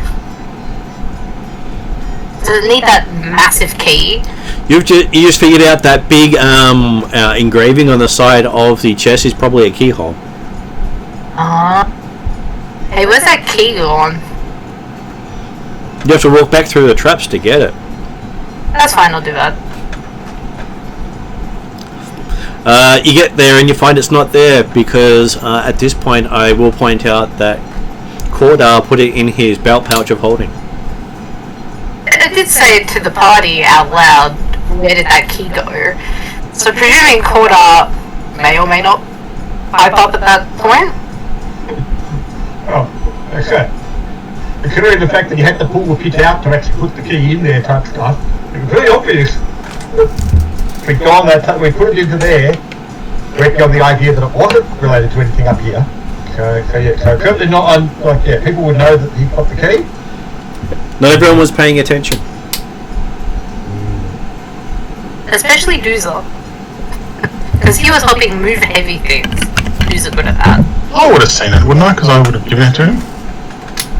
You're the one who gave it to me, yes. Possibly, but your rolls have been horrible so far today, so there's no guarantee. You want me to roll a perception check that I've seen it? Yep. Why now? Okay. Because it's a stupid check. 32. Yes, you suddenly, with this flash of recall, remember that It had been put into the giant's ball sack of holding. Yeah, Corder's got it in his. Yeah, Corder's got it in his ball sack. I'm holding. Alright. I'll walk up to Cordar and... Right, you're saying you found something to the key? Yeah, really, just give it away. I mean, yeah, otherwise I wouldn't be asking for the key, would I? Okay. Order will come back up to the top of the stairs then, lay the pouch out, so therefore it becomes a pit, climb back down, pull the key off the shelf, and climb back up, turn it back to a pouch and put the pouch back on his belt, and then say, okay, so where's this chest? And then he'll come up and Use a points. they go up and put the key in the chest. Okay. You managed to walk past all 3 traps. I'm assuming that they're still visibly upright to all this poking out it. Give me a perception roll. Oh, natural 20. Which 29 upgraded. So you see all the pressure plates with the dwarf-sized footprint, one of them bloody on there. It seems that the dwarf managed to find the exact places to stand to set off each trap.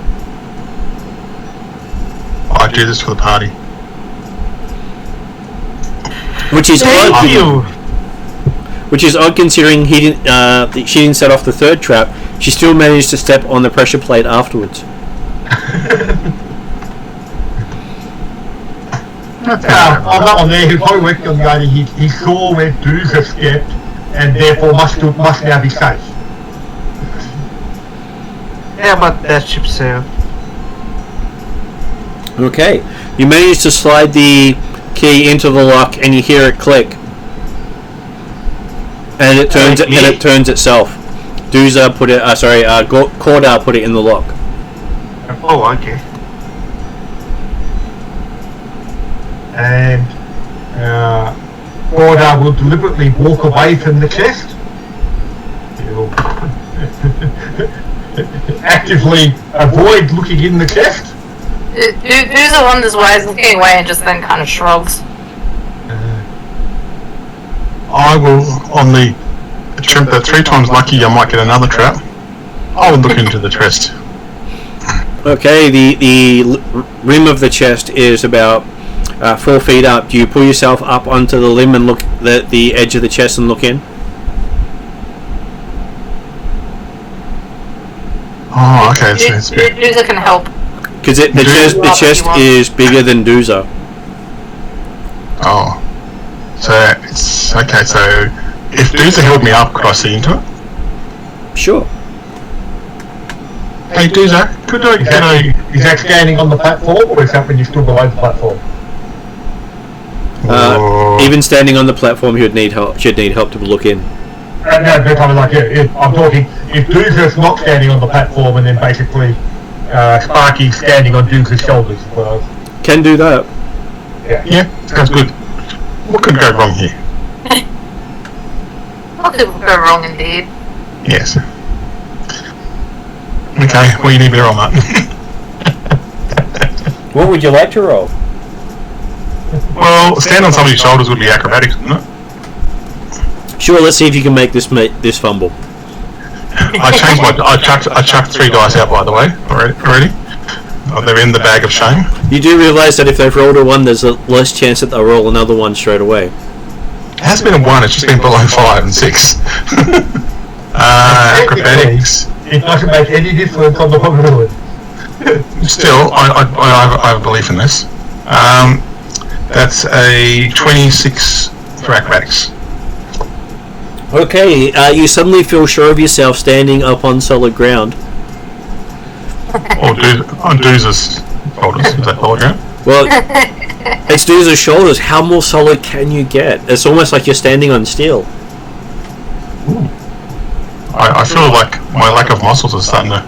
I look at it now. I thought I had muscles and I realise I don't now. So, there you go. Doozer's got muscles on his muscles. Now, do I have enough sight to see into the huge chest of largeness? You look in and you see vague shapes inside. Apparently your dark vision is not good enough to make out what's in there. Would you like to reach in and grab it? I feel that I have some concerns about doing that exactly. So can I light a torch and throw it in? Sure. Or use a torch to see if I can get any more light with it. Because my dark vision's not seeing too much in there. Don't you have a wayfinder? Yeah, use my wayfinder. I just realised it now after I said it. So. It was just like, he better hope there's no paperwork in there. Light a torch and throw it in. Yeah, so I use my wayfinder to see if I can get a bit more light in there, see if I can see in there. Okay. And would you like a perception roll as well? You won't need a perception roll. Okay. Alright, guys, I have to get ready to work. Sorry. It's okay. Have a good day. Have a good day at work today, Victor. Have fun. Thanks for coming. Hopefully the next session I will be more free time to play. Thank you. And thanks Martin for the patience and sorry about the delay. It's okay. We all understand what it's like. Oh, good man. Yeah, it sucks a lot to work the game day, man. Okay, so looking inside, you see what appears to be a shirt made out of chain. Okay. And a gold holy symbol sitting on top on a jade necklace. Okay.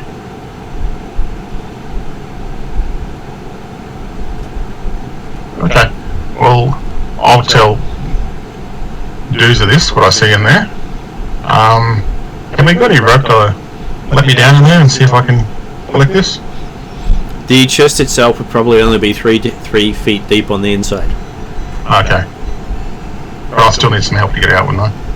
Oh no, I wouldn't, because it's 3 feet inside. Yeah. How tall are you? You'd be at least 4 foot tall, right? Yeah, 4 foot. Yeah, so I can probably get out that way. Okay. I mean, yes, it's not necessarily easy for someone to get to jump over a wall of your own height, but you're pretty athletic and acrobatic, so you can probably do it fairly easily. Okay. I will jump into the chest. I feel like I regret saying this, but I'll jump into the chest and have a quick look around just in case there's nothing I didn't see before kind of thing while I'm in there with my wayfinder, and if I don't see anything new, then I'll look at the holy symbol first. Do I recognise which holy symbol it's from? Yes, you do. You do recognise it as being the holy symbol of Saren Ray. Okay. Okay. Which, when you move the chain shirt aside, you see that there is a blue silk gown with silver trim that reminds you of a priest of Saren Ray. Okay. And a scimitar in here as well. Okay. I pocket the holy symbol first, because that's easy to carry on to. And then I will try to fold up the robe, I think. And then, if I can put the chainmail on the, how do I get out of here? I don't want to throw it over. It shouldn't damage if I throw it over. I'll see if I can get out with it all on myself. If I find it's too hard, then I might attempt to try to throw one thing over. Maybe the chainmail or something. I've just got my normal backpack on the moment, so nothing special. You could probably fit it all in your backpack. Okay, cool. If I do that, and I'll climb out. You seem to have now got yourself a chain shirt, a holy symbol of a god you don't talk to, and a scimitar. Still in its scabbard. Okay. I'll write that down on my list of things. And the athletic dress as well, wasn't it? Yep. Okay. I'll write map it all out, but once I get out, I said, we'll probably do the stairs now. And I hobble a little bit while I get, when I get out. And you do notice that you leave a red spot every couple of feet. Remember, you bandaged your leg. You haven't actually bandaged your foot yet.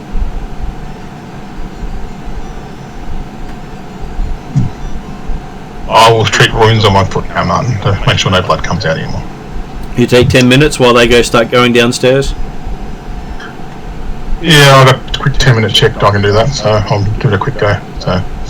Okay, so everyone else gets 100 actions while you do that. We'll wait. I'll wait, because they're nice. They're nice people. Besides, we've already waited half an hour already anyway. Oh, hey. Hey, I bring the comical value. Come on, you know that. That's a 27 on medicine, so. So that means you should heal. It's 2d8, isn't it? Well, if you only want to do 2d8, but it would be. Your expert, you can set it at a higher DC if you wanted to. Yes, to do so. He has to declare that before he rolls, so that would be a critical success. Because the DC is 15 unless you declare otherwise. Yeah, that's fine. I didn't declare higher, so that'll be just 2d8, isn't it? Or critical success is one extra d8, isn't it? It's critical success makes it 48. Okay. I'll roll that and I'll let people continue, if that makes sense. So, 11, 6. I think I got all my HP back, right? So, yeah. So I've got 17 points of healing back on that. With bandaged foot and leg. But I'll continue writing down the loot. I was about to say, you obviously you took your boot off and then put it on again, then realised you're a halfling, you're not wearing footwear, are you? I'm a dwarf, thank you, not a halfling. Just.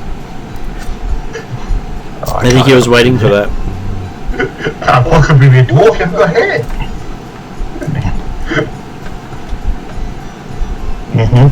I ignore those sort of comments from the background. That's right. Their comments they're not actually there to be ignored, so. At least not coming from Corda. Okay. So, once you've now patched yourself up and start descending the stairs. Yep. You find yourself in what appears to be a feast hall with no lighting besides what you bring. Very little outside light comes in here. So how far down do we have to go to get to the next level? Was this a standard set of stairs down? It wasn't particularly long or short? Just a standard set of stairs down, but it did loop around underneath itself. Yep. So you're thinking it'd be about 15-20 feet below where you were? Yep. Any exits from this room? There are 6 exits. Okay, certainly Corda will activate his Wayfinder.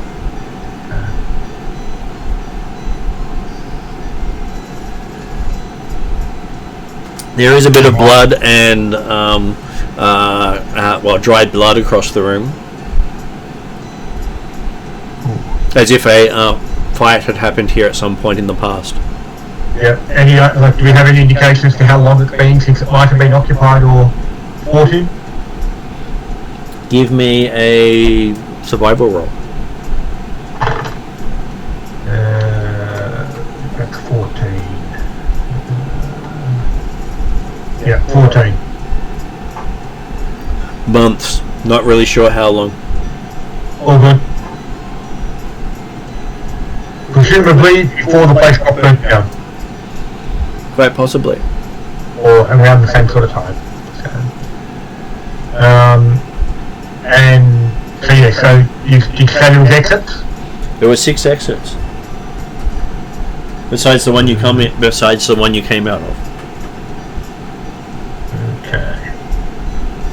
So there's one on the east wall, 1 on the west wall, 3 on the south wall, and a second exit on the north wall where you came in on. Okay, so we came in from the north side.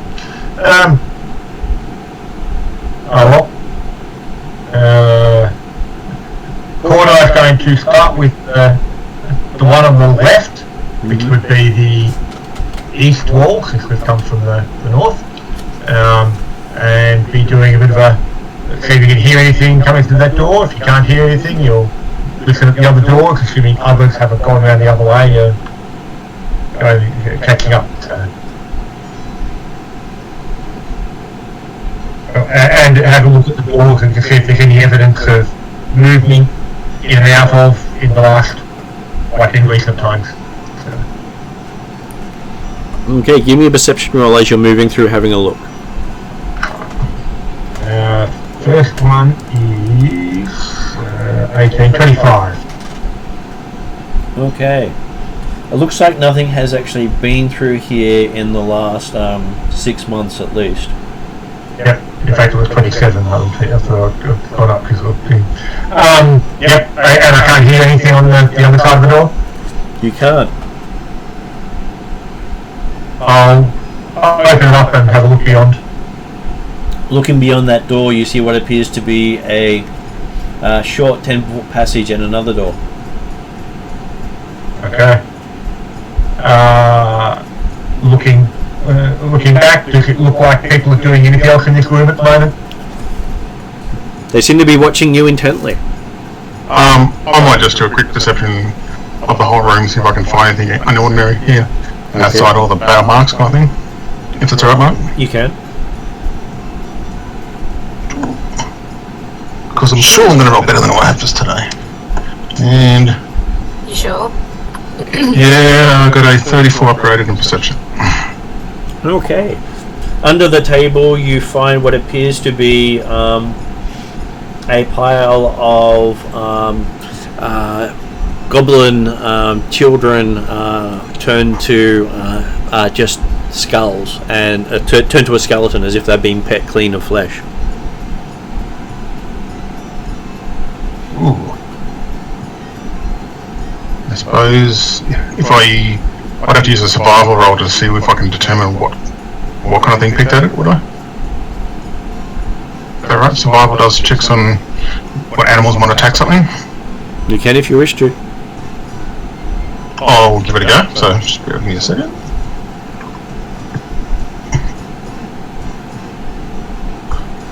Because my survival's not too bad. 17. So I'm just trying to determine what might have picked at these kids, because it looks like they've been eaten by something. I'd like to know potentially if I see any sort of claw marks or anything like that. The bones look to have been gnawed by rats. Okay. I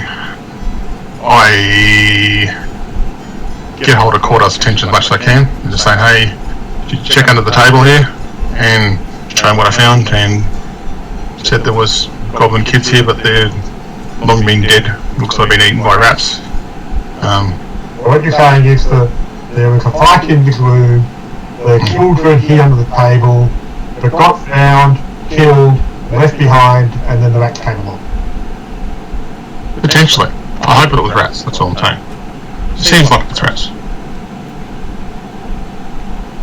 Give me a medicine roll. Me? Yep. Yep. Oh, it's pretty good. I like this dice. I think I'm going to marry this dice. 29. You believe each of the goblin babies had their neck snapped.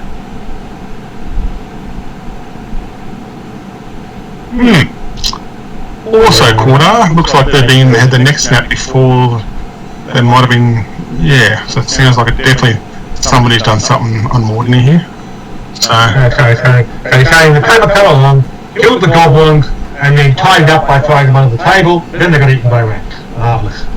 I'm gonna presume Shalalu had a hand in that. Well, I was going to look at both both our other party members and just say, you wouldn't know anything about this, would you? Well, Shalalu's not on this side of the thing. She's outside looking after the horses. Oh, not Shalelu. Shalelu. Okay, never mind. I thought Shalelu came across as well. No. He stayed over with Koya and Amiko. She doesn't like Thistletop. She's never been onto the island itself. Just doesn't feel right. I just look at Willie and Doozer and just go, you guys didn't do this by accident? By accident. I don't think so. Okay, just thought I'd ask. Oh, give Doozer a flat check. Flat? A flat check, so that's D20. Tell me what you roll, no modifiers. 14. Okay, so you can remember the fight you had here when you were last there.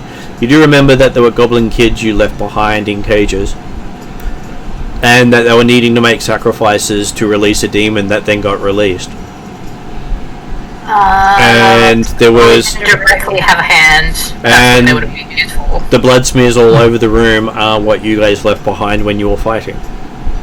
Oh, okay. So we did leave some of the mess, but just not the baby goblins. That was the sacrifice.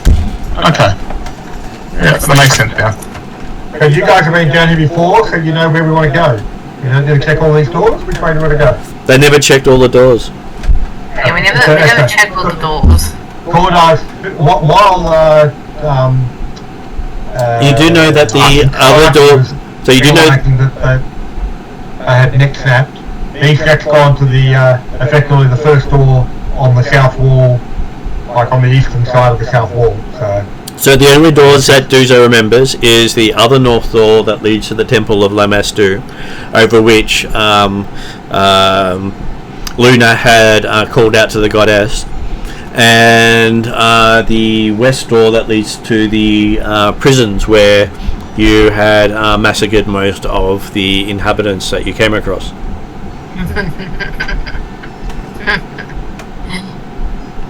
Though the room you're standing in now is the one that you were captured in. Yeah. I relay just say like don't go down that one, that's bad. God thingy. Oh, presumably there's nothing down here now at all, sort of seems, but does it explain why one of them's bad or not bad? I don't think he knew. Like, does he talk about a temple? I'm only relaying second hand because I don't think Doozer actually went into the temple. He's just relaying what Quest told him about what was down there. Only Quest went into the temple because Quest also made the offering.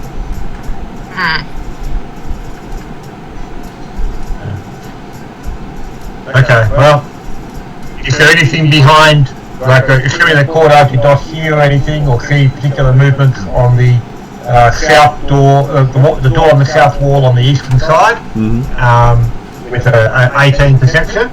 You'll open the door and see what's beyond. As you open it, you get the smell of decomposition and realise that this is some sort of slave room where these slaves are tiny. There's tiny little cages spread throughout the room and stacked upon each other. Anything in there other than slave cages? You do recognise them from your experience as goblin baby cages. Okay, so they're not occupied at the present time. Confirm that that's where we saw most of the baby goblins? That is where you saw the baby goblins.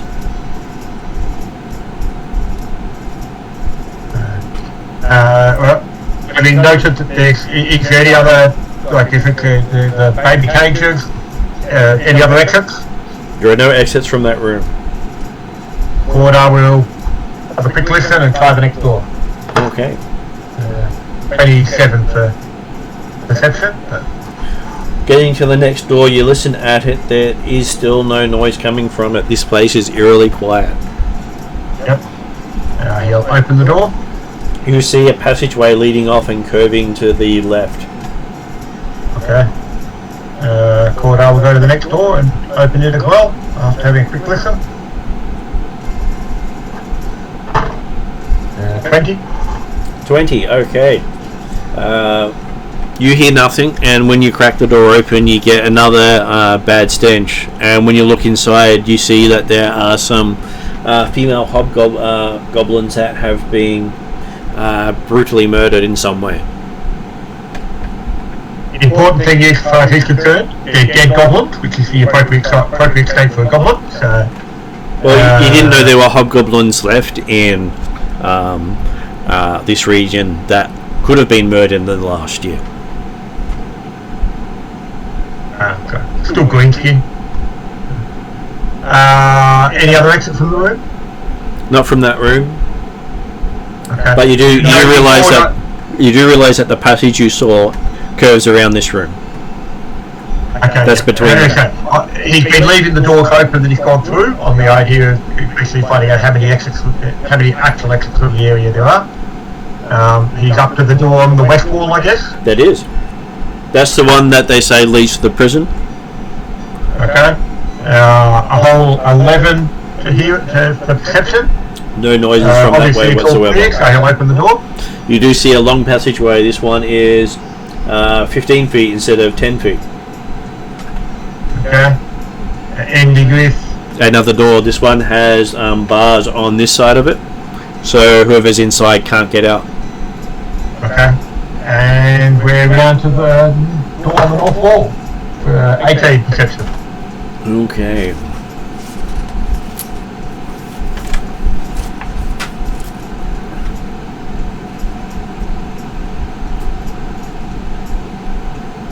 Now, you don't hear anything in that direction, but when you open the door, you do see a light coming up the hallway.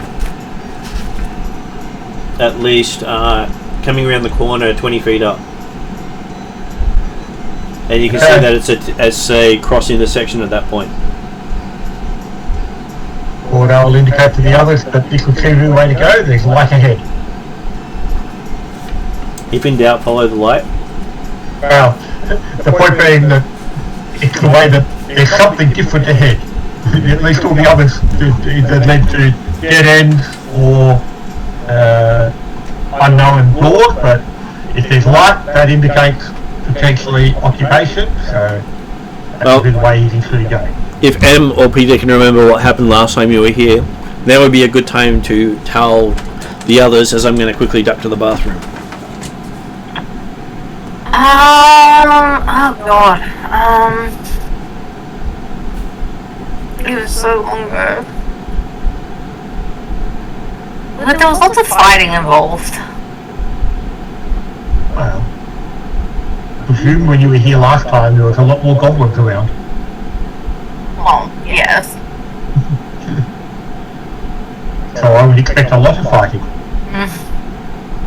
Did you actually see the demon last time you were here, or? No, I don't think we did. Well, by the sound of it, if anyone did, it was Quest, and he made a deal with it.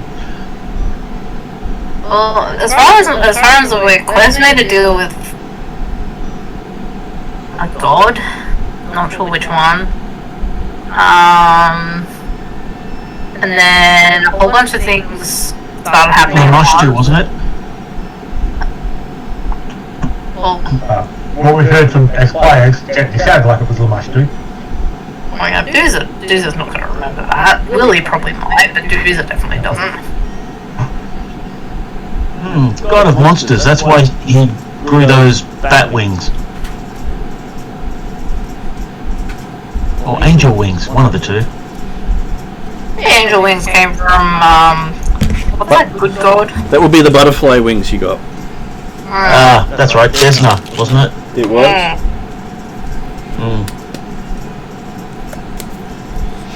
Yeah, no, that was a different god, again.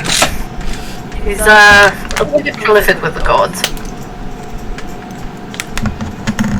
Not necessarily a good thing.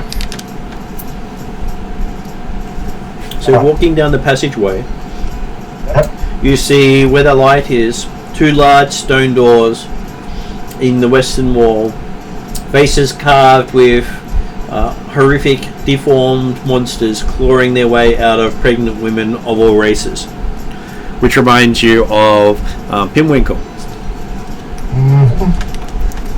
I will give Cordar a wisdom saving throw as he looks at the door.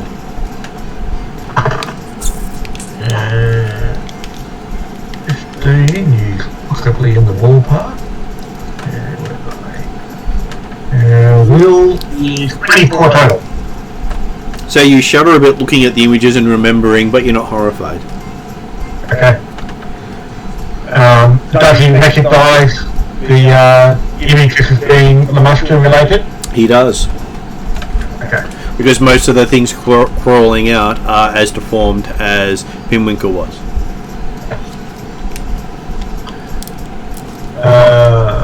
Form was going a bit too far. I think it looked quite nice. But anyway. What? So Sparky thinks this looks nice, does she? Well, just got a claw and came out of his own dead body doesn't mean anything. It just I think I can see the good side of things here. Anyway, Pinwinkle's no longer involved with me anymore, so I don't know. and Luna never met Pinwinkle. Okay. Yeah.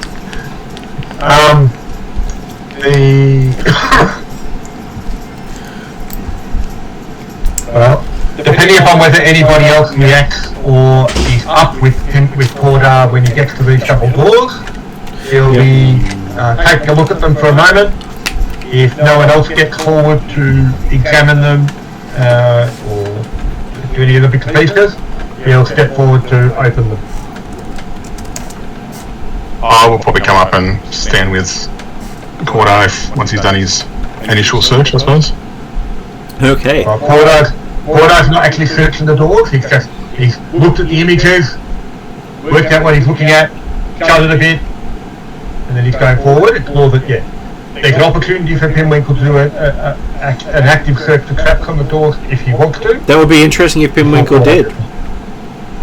Sorry? I will do that. I'll do a trap search on the doors. So are you doing it as Pinwinkle as requested? No, I'm doing it as Sparky, thank you. No. We did have Pinwinkle mentioned twice by Cordar, so Cordar is having memories. Well, hey, there's definite association with the image I see on the door. So does Sparky respond to the Pinwinkle request? Sparky goes, nice doors and that's it. Because all of the comments about Pinwinkle were all in Cordar's head. He wasn't actually making any comments or making any statement out loud. I was basically saying that as a character opportunity, so Cordar was going to go through the doors whether or not someone's kept the traps. Mm-hmm. Because he's actually paused for a bit to look at it, if Sparky did want to look for traps, the opportunity was there, and otherwise he's gone through to try and open the doors. Okay, the doors push open at the merest touch. Both of them opening up with a soft sigh. And what are we seeing beyond the doors then? Seeing beyond the door, you see what appears to be a stone font containing frothy dark waters in either side of the far end of the room, with pillars running the length.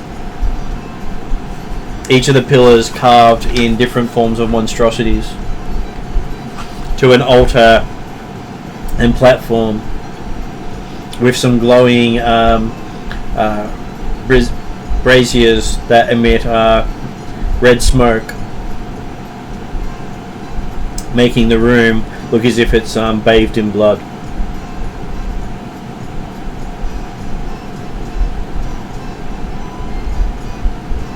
And behind the statue is a 10-foot tall. Behind the altar is a 10-foot tall statue of what looks like a naked woman with a big pregnant belly, who holds a kukuri in each tail and hand, and with a long reptile-like tail and bird-like tail and feet, with a head of a three-eyed jackal and forked tongue. The left kukuri flickers with a fiery orange bright light, and the right one glows with a cold blue radiance.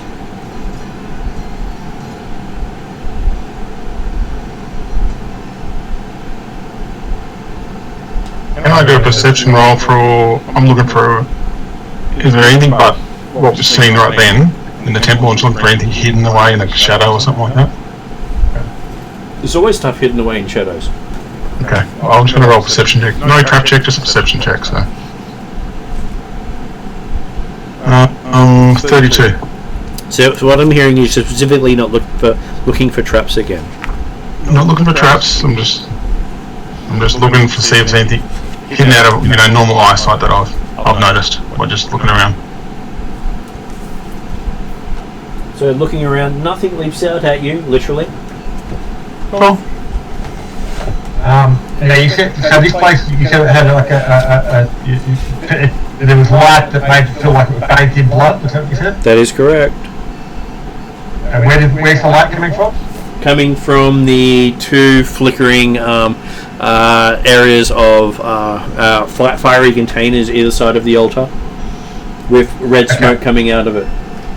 Yeah. So we're talking. This has actually got lit lanterns or fires or braziers, whatever type of stuff. So therefore, unlike everyone else we've seen in this place, this actually looks like it's being used or being used in the recent times. Mm-hmm. What about dust on the floor or things like that? Any evidence of traffic in this room? Beyond the entryway where there's dust, there's no dust on the inside. Okay. Can we see any exits from this room? Hard to tell, but there could be multiple exits just out of sight as the room does curve around from where you see it. Okay. Especially with the raised area where the altar's on, it does curve out of sight. But we can't Is this see the any room we went exits from into previously, Martin, or is this something?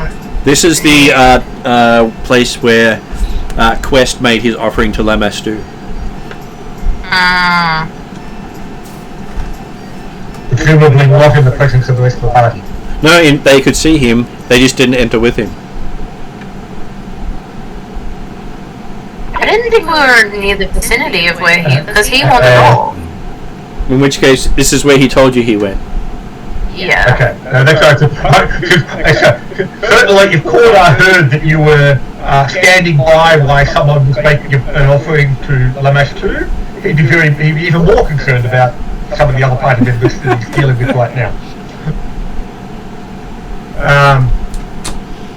Well, if you can't see anything actually in the room actively right now, Corda's going to go forward down towards the altar end to see if you can look around where it curves around to see if there's other exits.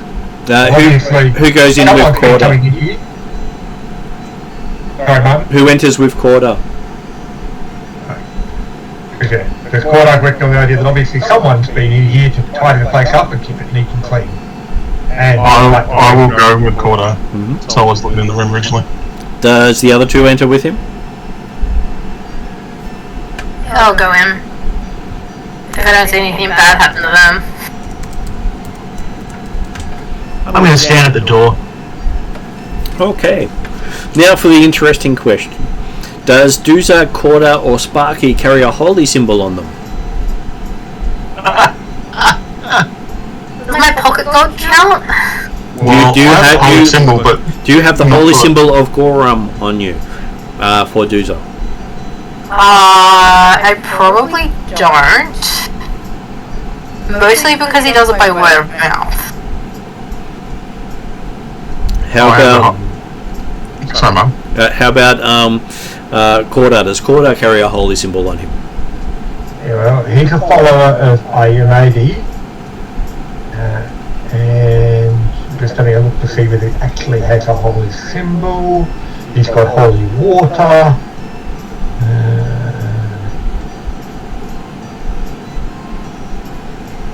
He's apparently not devout enough to bother actually carrying holy symbol. Well, I mean, what's Army Day's symbol? I can't remember what the symbol is off the top of my head, but it will be a specific symbol. I can look it up. Yeah, I just wondered whether he might have whether probably whether he mark it on his shield or not. But again, I'm happy that he's not necessarily devout enough to be carrying that sort of stuff. So the next question is, how many holy symbols does Sparky have? I only have the new one we picked up. It's the only one I have. Right. Yeah. I don't have anything for Desna or anything like that. So. Didn't that other one get put in the bag of... You got put in his backpack. Oh, in his backpack, okay. He doesn't have a bag of holding. Just remember also that the party should be aware that while Cora can carry everything because he's got his portable hole, you don't necessarily want to give it to him if you can avoid it. He may not give it back. Potentially may not get it back. Because hey, you've dealt with Harry having the Shard of Greed.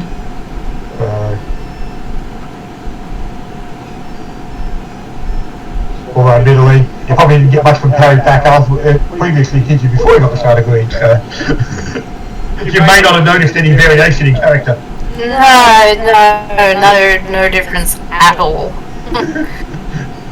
Okay, so as Sparky enters the room, Sparky hears a voice in his ear, a woman's voice saying, "Who dares enter my temple?"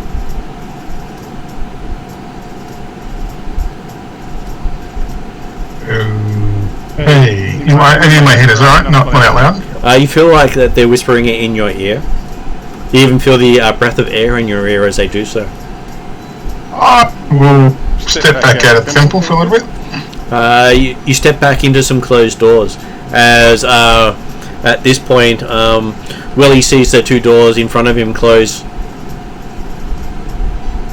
with a boom.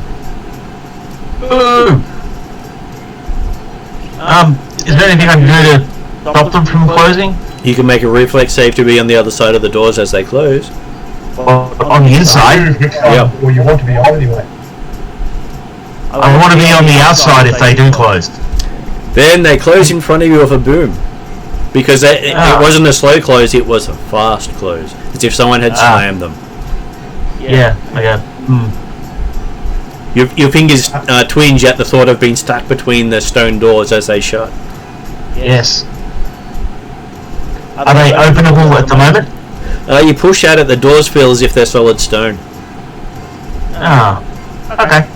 I stand there and listen. Right, you hear the sound of a dwarf hitting the wall, the other side of the wall. So what did they say originally? Like, who enters my temple? Is that right? Yep. Yes, enter my temple. One thing Martin occurred to me talking about holy symbols. Yep.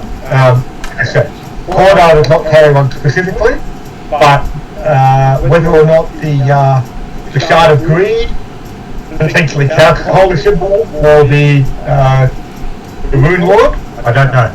I presume if my pocket god doesn't count, then yours wouldn't either.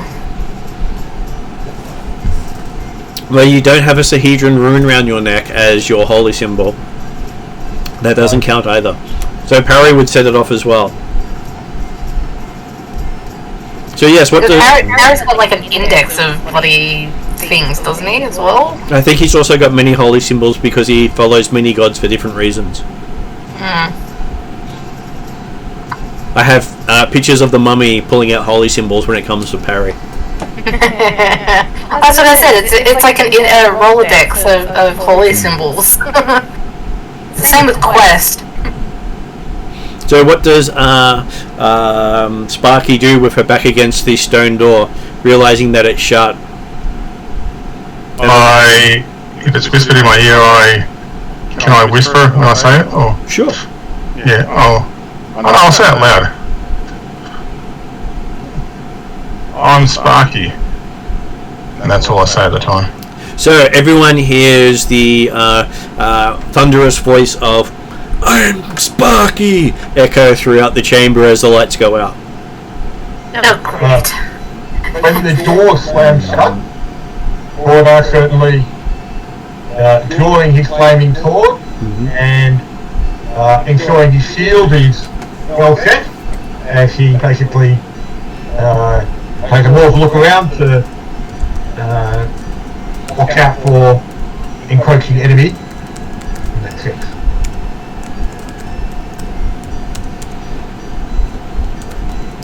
Okay. Do I hear any reply? You get to roll initiative. So I'm guessing when the lights go out, the initiative being. Can I roll Yes, you can roll. stealth on this one? No, Sort of. because you haven't gone into stealth beforehand. Cool. I just thought check. That's all.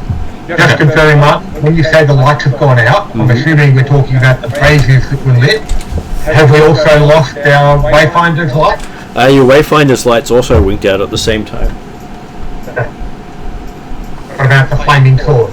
Which basically was activating immediately after the doors were closed. Well, the flaming sword will activate on your turn, And with that.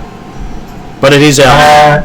And my initiative is 14.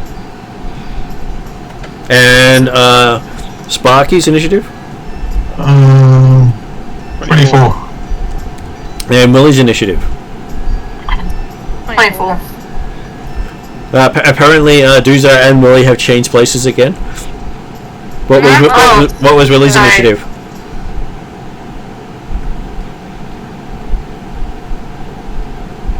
You there, Peter? It cut out the name, so I just presumed you said me. All good. Peter's on mute at the moment.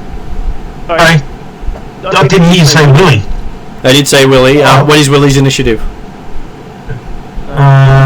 Presumably you're going to act when the doors slam shut. Dirty 20. Okay, so who goes first, Dooza or Sparky? Probably Sparky, because he's the one hearing the voices. I've probably got a high dex as well, don't I? What's it? Doesn't matter. It's a score. You get to choose who goes first. Okay, I'll go first. I'll go. It makes sense that Sparky reacts first because he's the one that heard the voice as well. Though I have to remind Jeremy that he is a she. Sparky's a she. Yeah. Okay. She has that slight extra warning with the voice in her ear as the doors close. So it makes sense Sparky goes first. Okay, Sparky, you see before you what appears to be the statue alive standing in front of you with its reptilian tail lifting your chin up, and it's staring at you with its three red glowing eyes, asking, "Is that a challenge, child?" No, this is not a challenge. I'm happy to make sure we both leave this without any sort of incident. I'm saying this out loud, I'm not saying it quietly as well, so. I see it in my dark vision, I see this person, do I? Is that correct? Or? As far as you're concerned, this is the only thing you see at the moment. You can't even see the room. Okay. I would just say this is not a challenge. I did not want to challenge you. I can certainly leave this temple now if you'd like. Are you making an offering? No, I'm not making an offering. If you're not making a challenge and not making an offering, are you a sacrifice? You have only three choices. You must choose one.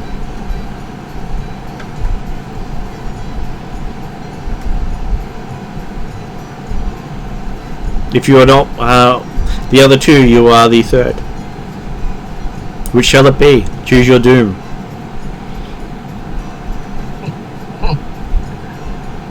My doom. Okay. Getting Ghostbuster vibes. Yeah, I am getting Ghostbuster vibes here. Hey, it is a goddess after all. If someone asks you if you're a god, you say yes. I'm no god if you think I'm a god. That's your concern. That was not what I requested. May I ask who I'm speaking to? If you do not know, then make a choice and find out. My name has been called more than once.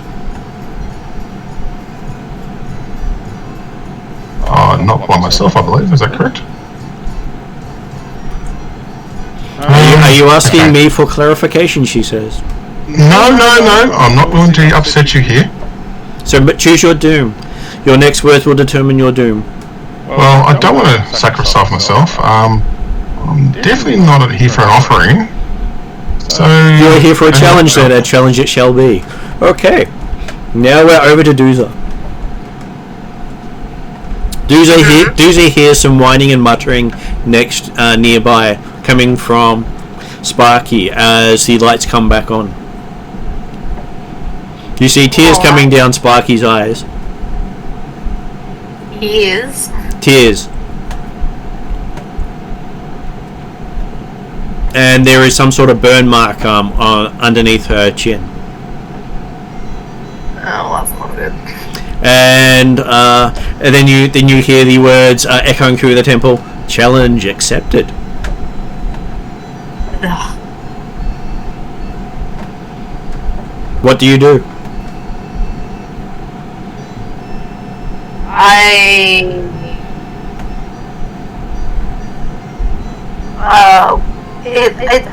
always get confused with the names. Is it ready in action? You can ready a single. You can ready a single action with 2 actions. Yeah. Okay. But you've got to say exactly what your trigger is going to be, what that action is, and what the trigger of that action is going to be. The alternative you can do is delay, wait for something to happen, and then react to what you know has already happened. Yeah, I will delay. So if you're delaying, you'll have to say, "I want to go next" at some point. Otherwise, it may go around to you having delayed and still not having a go. Yeah. Okay, so you're delaying. It is Willie's turn. You hear from the other side the voice of challenge accepted, and feel the door start to move as you do so. The door starts to move. It seems to be no longer, as you're pushing against it, it's no longer locked. Okay, I'll push it so that it swings open if I can. You do. Give me a athletics check.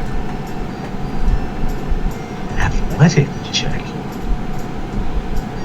How hard can you push? Well, it was very easy to open before. 16. What is Sparky's passive athletics? That's that's a good question actually. Your skill level, your skill check bonus plus 10. 17. Okay, you push, and this really light door that caught out open with a fingertip is just holding you back, as if someone on the other side's pushing against it. Well, I'll redouble my efforts to throw the doors open in my next turn. Well, that was 1 action. You still have 2 actions left. I'll try it again, but this time I'll throw my weight into it. Okay. Oh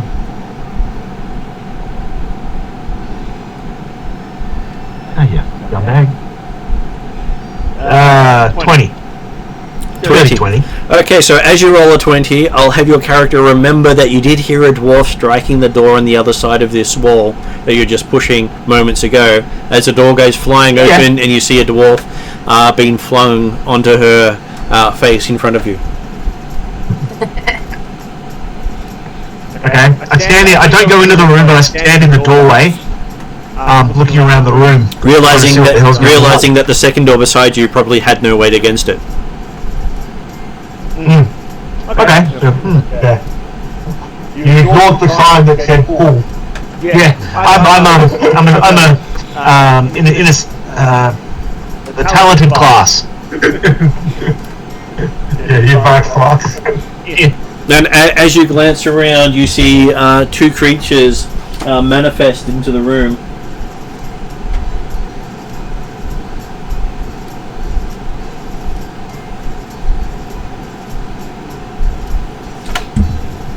Looking like puppies with red glowing eyes. Did you say puppies? Fantastic. Puppies, yes. Big puppies. As much as Doozer would love to make friends with these, they don't look friendly. Well, they look like Dallas puppies. the rest of you can't see it because only at this angle Willie can see them as they're appearing behind columns on the other side of where party members are. I'll call out a warning. And they both look on my at last action. as you do so, you see both sets of dogs' eyes look at you directly. And I drop into a fighting stance. Unfortunately, you've used up your last action to call out the warning. Oh well. But hey, I'm looking at these puppies going, shit. Wait, who else has got to act? Oh, I haven't acted yet. I might take my turn before you, if that's okay. Well, so you can jump in any time you want to. So. Yeah. But remember, you haven't seen the extra puppies yet. I know that. I've heard the warning. Yeah. okay, so you have now moved your initiative. Okay, so what would Duzar like to do, having heard that there are now puppies in the room with red glowing eyes? Isn't it action to do a 5-foot step? It is an action to do a 5-foot step. Okay, but I may as well do full movement until I can see what was called out. You do. So you can do a move and... Okay, so give me a knowledge religion roll. Ugh. Not a bad roll, considering my religion is rubbish.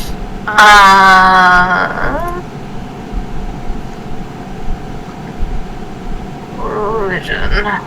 24. You recognize the creatures as being Yeth hounds. Yes, hounds. Hounds of Lamastu. Creatures that are both beast and fiend at the same time. Great. Do I know any of their weaknesses? They dislike silver. And how much do I end up with? Silver armor? And those who are good creatures will not come out the best when fighting them, because they deliver more damage to good creatures. Do I count as a good creature? Or is that like things like puppy and giant? Alignment good. Anything with the alignment good takes extra damage. I don't think Doozer would be good. Probably neutral, maybe, I don't know. Alignment. It is one of the few creatures you've come across that actually deals with alignment.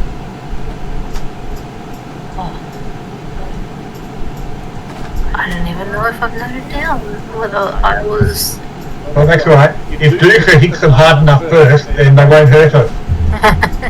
No, alignment neutral. There we go, I have written it down. So these puppies are bigger than giant and bigger than puppy. Well, I'm not presume that they're like the awakened body pests.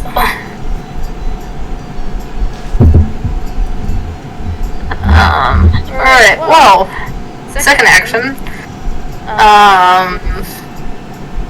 Well, technically that would be the third action. The Third? second action is actually...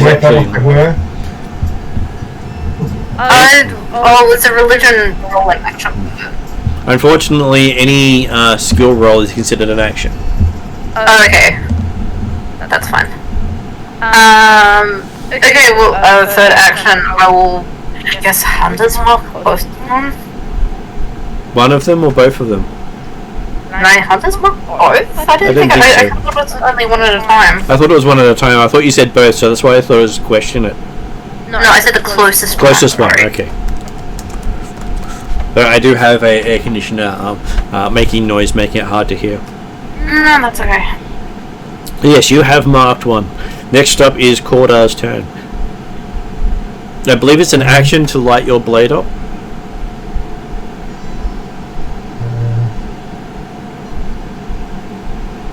say so.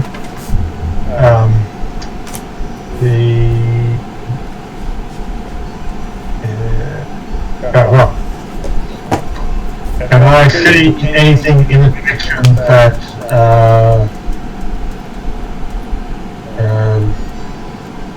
the monk indicated something was coming? You can see a bit of a light coming from around a column, but not the creature directly, not without moving. Yeah. They did appear where you couldn't see them directly. After that, how far away is that column that they're hidden? The closest one's hidden behind? Closest one, I'd say, probably be about 15 feet away from you. Okay. And actually, I think your weapon is it's empowered by flame. It doesn't actually glow. If it's a flaming rune, it just gives up flame damage. Okay. It's not like a torch. It is not a torch. It gives no light. Okay. Excellent. So now I'm happy to the Wayfinder is normal light source, so that's all good. And in fact, the lights came on again after the doors opened, didn't they? So,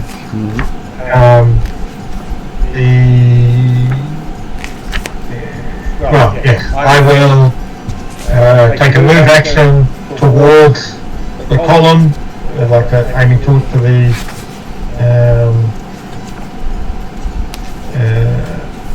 basically heading towards the where behind the column. So first action, second action, raise shield, third action, take a swing. Okay. So the flame tongue is the one you're thinking about that projects light. Okay, yeah. And it's a +2 greater striking flaming longsword. Not quite the same one I've got. So. Yep. No, that's fine. I mean, yeah. I was going to say, you talk about empowered by flickering flame, which is part of it, and again, like, yeah, probably give people a flame tongue, so, but yeah, either way, it's not something he's ever really used as his only light source, as a normal thing anyway, so, but yeah, so taking a swing, 13, AC 32. That is a critical hit. Oh, that's a nice start.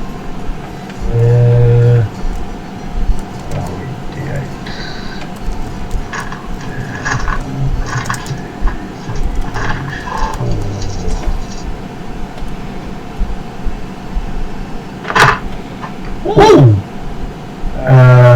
10, 26, 36, and do these things take fire damage?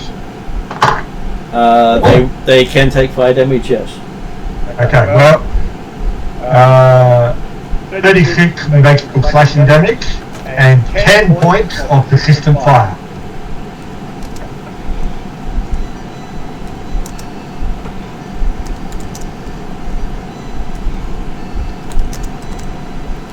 Obviously that'll be the only damage rolls I get for the night, because I'm blowing out the whole use of all my damage for the time, I think. Some people get lucky and get it off in one go, so now we're up to Sparky. You can now see the room. Do I see what Billy was talking about? You do. As you're prone in the middle of the room. I'm prone, okay, so... Someone just shoved the door behind you and threw you into the room. Okay. It's what you deserve for trying to hold them closed. Yeah. Do I see the one that Corder is attacking? You can see both of them from here. Well, I'd like to get rid of one more than damage two, if that makes sense. So one action to get up, is that right? It is an action to get up. Unless you've got the Not yet, no. step up feat or whatever it is. It's in the future levels. It's going to be there, but not yet. So one to get up. I'd like to move in a flanking position behind one of these entities. That's the next to Corder. You want to get next to Corder? No, I want to get in like a flanking. So I'm like, if he's on one side, I want to be on the other side. If it makes sense. None. So. So if I move to the one that Corda's attacking, so I can provide a flanking bonus for him when he attacks as well, and vice versa. Okay, you moving the flanking to one? Yep, and then I will stab with my silver dagger. Oh, now that's the question. Was I supposed to know about the silver dagger stuff or not? I'm just saying, is that out of character? I'm trying to say. Was it called out? No, it wasn't called out, so I don't know about it. So I can use my normal one, if that's alright. I'll use my normal ghost touch dagger, so I shall stab at this strange puppy, so.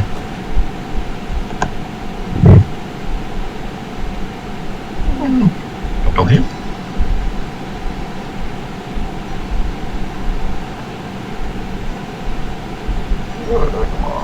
Three pages in this book. That's a 19. That's a 19, you hit. Okay. Because it hasn't acted, I get sneak damage as well? No, it has acted, otherwise you wouldn't be able to attack it at all. Okay. Does your critical hit make it flat-footed at all, Jeremy? Or? Not specifically, no. Okay, cool. Still ask these questions, that's all.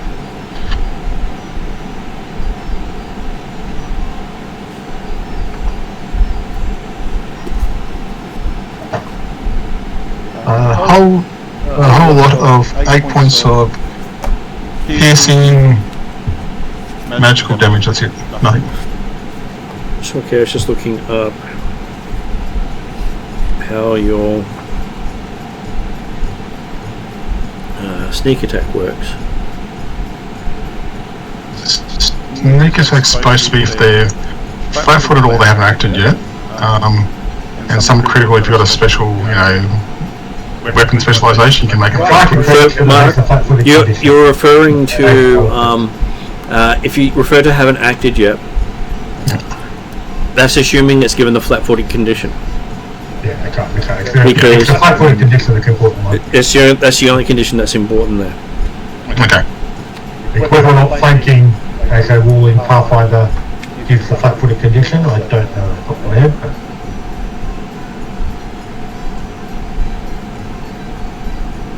But no, as far as I know, it was either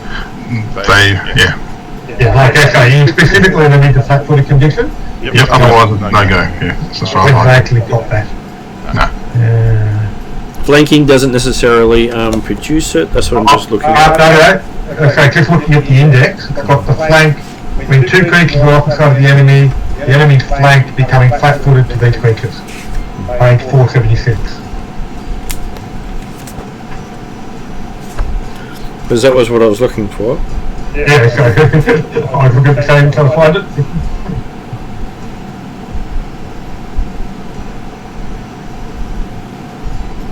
Yeah, so when you and an ally are flanking a foe and have a harder time defending against you, it's a flat-footed taking a -2 circumstance penalty to AC to creatures that are flanking it. Okay. Unless it's got some sort of feature ability, It does not. that means that you ignore flanking. Or like in the sense that, because I think higher level rogues can ignore flanking from rogue to rogue, and then something with one of the other systems. Well, systems have to say it. I don't know if rogues get it unless they have a specific ability in this system. Honestly, I probably considering something different, so yeah. But yeah, in this case, assuming you're able to get to a position to flank, then you probably get sneak attack. I did say you had flanking position. Yep. Okay, that would be an extra 10 points of damage on top of that, huh?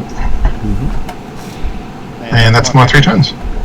I can't raise my shield because too many actions. Because I think actually one of the feats that you can get as sort of rogue talent type things is gang up or something, which means you can start getting a flanking effect even when you're standing side by side with an ally. Yep. That's a bit higher up, I believe. I looked at it. So, yeah. Okay. Then that brings us to Willie's go. What does Willie do? Now you can go into your stance if you wish to.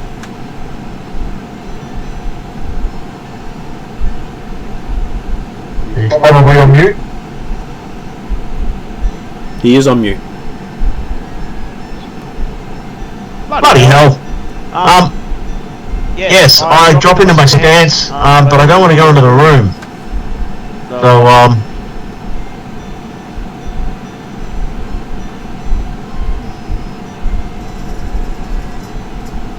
Are you still there? He is still there, I believe. yeah, it's still here. What are you doing? You had your stance in your first action? Then what? Yep. Then I'm effectively watching what's going on in the room. I don't want to go in. Okay. One of the hounds burns up in front of your eyes between Cordar and Sparky. Where's the ban you from that rolling a 10 on my D10 persistent?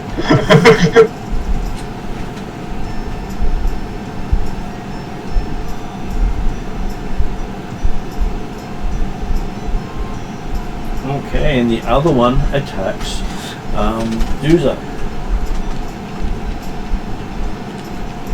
Hopefully the one that I tagged. It is the one you tagged. Good. It I was rolls hoping I would badly remove it. and gets a 13. 13. I'm not going to be critical miss, I wouldn't think. I have an AC of 23, so... It is a critical miss.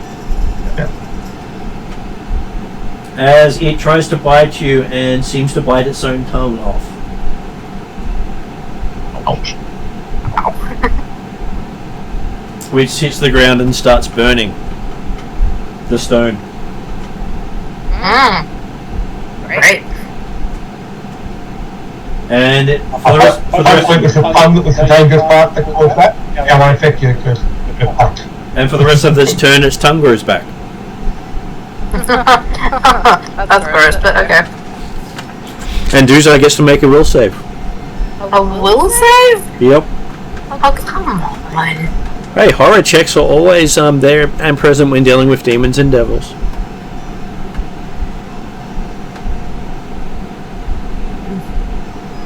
Thank 22. You are very uneased by this creature. You're not scared, you're not frightened, you're not going insane, but you don't like the creature. It's not the puppy you're sort of used to. You're up. It's better off dead. Well, I will take my dislike out on it. It's locked, so I can hit it with both my axes, which I can quick roll. Oh, actually, Bun, I have a question. Yep. Would I, in that big stand down that we had, or big gap, 140 something day gap we had, would have I got, what was the one I was missing with my second expletive? Was it the striking rune? Or... I believe it was the striking rune you're missing on your second one. Yeah. Would that Striking rune is the one be... that got you an extra die of damage. Yes. Would that have been something that I would have been able to get in that, downtime? How much money do you have? I'd probably have to look that up, but it would be a little bit by now. I think it's only around 50 gold to get. The weapon potency rune is more, I know that much. Actually, striking's more than weapon profit. But remember also that you've been dealing with having parry with the greed rune, so how much money his dudes are actually ended up with. Well, he tends to keep his money safe, but it's kind of everywhere, so he would have to probably tally it up. I'm sure you. That's fine. I'm sure you'll have spent enough to get it. We'll just figure it out next session, assuming you've got it. If not, you waste one money. I probably owe Lady High Master bodyguard duty or something. I don't know. Maybe the head priest of Gorham. Well, that too.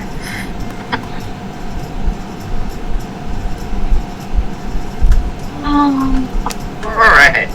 First one. 28? 28 is a critical hit. 25 for the second. Is not a critical. but it's still a hit. Still a hit. I'm gonna need to find more D8.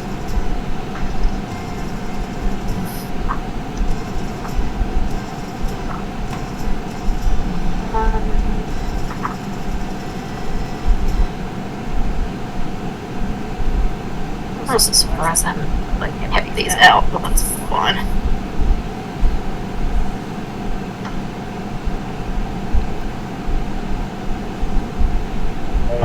Base striking wound costs 65 gold. I would definitely have 65 gold somewhere.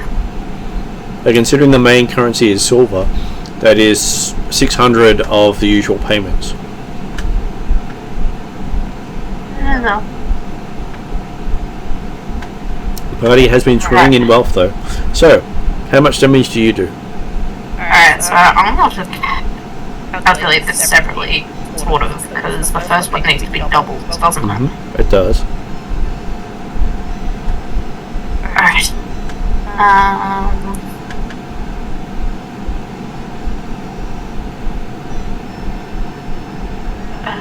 5 plus 8 plus 5.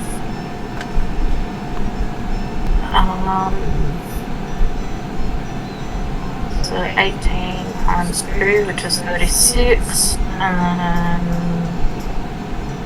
plus 3. That should be right. I think. 49?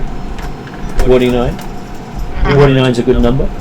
So 18 doubled, so it was 8, 5.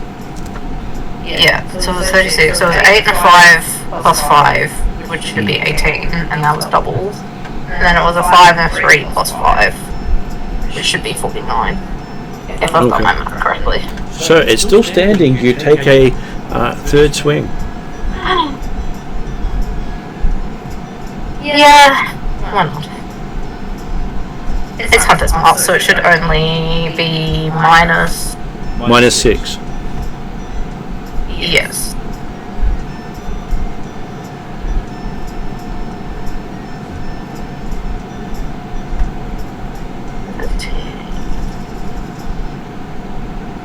$21? 21 is a hit.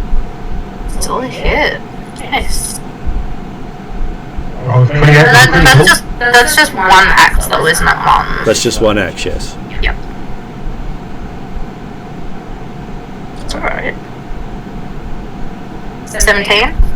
17. Okay, it goes down with a fire on as it burns up as well.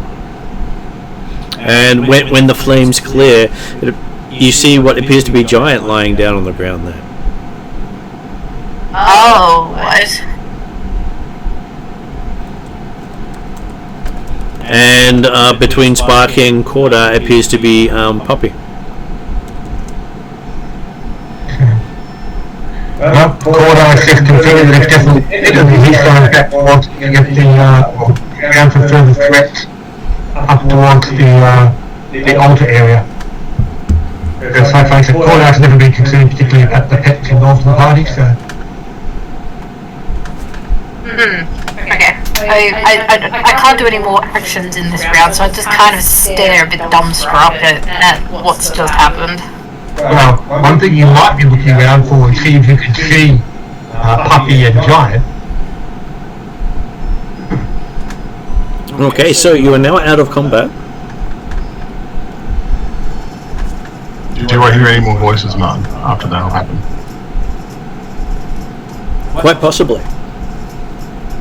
What does everyone else say? No. Corda's not saying anything, he's moving up and again continuing to take a look around to see if there's exits around where it currently occurs around in the room. You kind of hear Uza gupping a little bit, but that's about it. Going like, did I just kill my giant?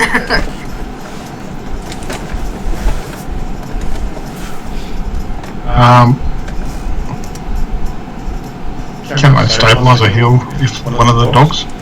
No. He possibly could. Would you like to? I'd like to get it out of the temple before we do that, personally. But I kind of look at Duzo and say, can you carry one and we carry the other out of the temple, and then we can bring him back to life? Yeah, I mean, can we? Did I just kill my dog? Do you think you did? You think you did? Were the dogs with you when you came in, and are they still standing beside you? They are not. They are not. No, and I think they were left with Shalelu, because, No, definitely not with Shalelu, because you specifically made the swing to get them across the... Oh, no, that's right, we did. That's right, sorry. You brought them across and you haven't really noticed them since you came across onto the island. Because normally they just follow me around, because they're good doggies. They do. Maybe they followed you around again. But it was definitely attacking not giants, so Zeus is thoroughly confused. But yes, he would very much like whoever can do stabilize on his pet. Do it now rather than later.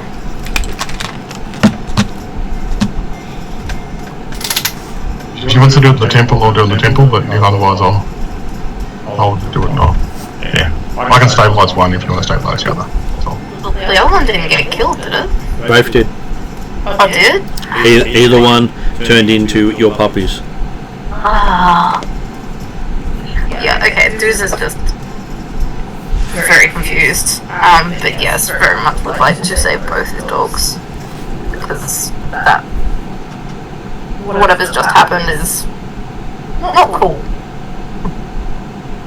See, what did Zeus say? Bad juju here.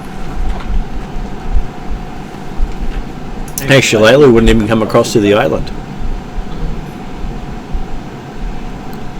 Okay, is there any other exits in this room currently? There appears to be one exit to the south of this room. South of the room. Next to the altar. Okay. Which would be leading to the same area which has The prison. like I said, prison area when we were in the other room, wasn't it? That is correct. Leads to the prison area. Okay, so while you're looking there, because things happen round by round, I need both Dooza and Sparky to make their administer first aid rolls, assuming they both have first aid kits. I do. I don't know if I would have one. There's really no reason not to have a healer's kit. 19 for me, man. If you've got if you're trained in medicine, I don't think I'm trained in medicine. You believe you have stabilized puppy. Okay. I am not trained in medicine. okay, well you probably don't have a healer's kit then. Well, at least unless you really specify you do. You can administer first aid without being trained, as long as you have the kit. Yeah, you can do it, but it's the sort of thing that... I think at one point I probably got given one and just... Left it somewhere else? Yeah, I put it in my backpack and forgot about it, so I might rifle through and...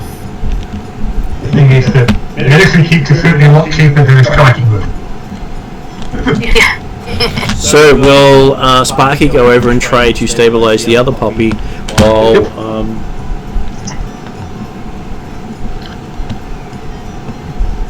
Come on.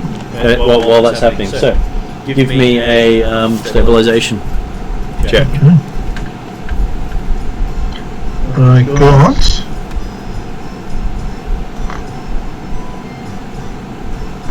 14 on that one. Okay, you did not stabilize puppy. Well, giant. Okay. I'll have to wait 10 minutes before I can do it again on that one. Unless somebody else wants to do it. If you want to wait 10 minutes, that's completely up to you. Okay, I don't know that applies... If you're not talking treat wounds here, you're doing administer first aid. Because, yeah, so... It's, I've got the... Yeah. You've got the continuous healing, whatever type of stuff. Yeah. That means you can treat wounds every 10 minutes instead of waiting an hour. Yeah. But administer first aid is what you need to actually stabilise them in the first place. Okay. Because the treat wounds itself takes 10 minutes, but the stabilise only takes 2 actions. Okay, so I could do that next round again, is that right, Mum? Well, I was going to ask, does Dooza pull out a first aid kit from her backpack that round and use it? I'd say probably after like a few minutes of looking, you probably find something that might resemble a healer's kit that's been not used ever. Unfortunately, a few minutes of looking would be quite a few rounds. Is Millie still just standing in the doorway watching them trying to look after the dog? Pretty much. No, Willie doesn't care about my animals, and they do something. I know, hey, from what I expect, I can fully understand that process. Okay, so we're around to seeing if Sparky can save Giant. That would be a 28.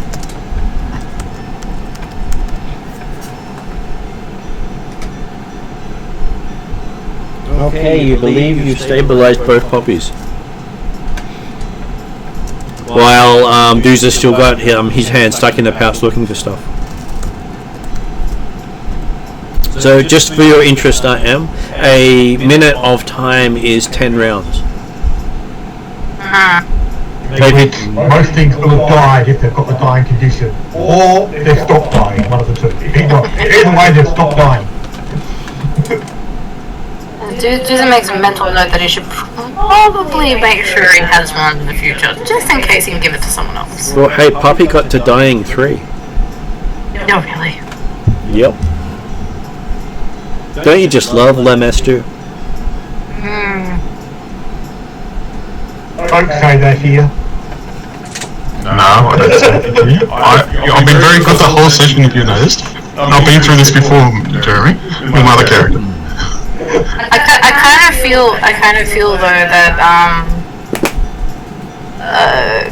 Grom is also putting me through the paces somehow in this, because he knows how much. Well, generally, he would know how much my animals mean to me as well. He does. And looking after your animals is part of the challenge. Because he does care. He does believe in caring about those who are under your charge. The fact that I failed to realise that it was my animals, even with the hunter's mark, because that should have told me what they were. Technically, you know if your hunter's mark succeeds at hitting your target. Not what the target is. That is correct. To be fair, they were definitely not looking like your puppies when you shot them. No. They only look like your puppies after you took them down. And they had the hit points of whatever it was that you're attacking, not your puppies. They basically were swapped out, like, at the end. They were. Whatever damage you inflicted on the creatures became what damage was inflicted on your puppies.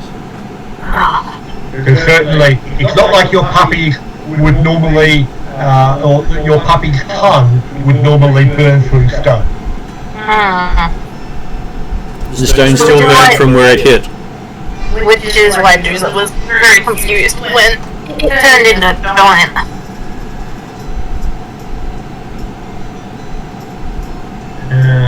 Well, okay, so while they're, from Cordi's perspective, while they're looking over the dead enemies, he's, looked up around the altar, noticed the door to the south, he'll have a better look around the altar and the statue.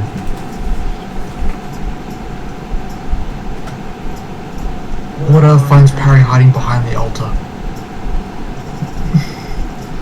You sure Parry's not on the altar? No. It is Lamastu after all. I'm sure she's one of your favourites. Probably. I have many favourites. And you should be very careful about making statements like that, because if it's true, Cordar's likely to swing first before even recognising. Then when he recognises, he might swing second. I'd like to help Loser get her puppies outside the actual temple door, outside the temple. So, while continuously looking around for voices while they leave the temple. Okay, getting the puppies out of the temple, you do realise that what happened to Quest has happened to these puppies. Does Doozer remember what happened to Quest in this room? He got, well, he cut himself, I think from what he told us. And the wound never healed. It looked horrible from that point onwards. Yeah. So does that mean both my dogs are horribly scarred from where we attacked those other flamey dogs? They are, yes.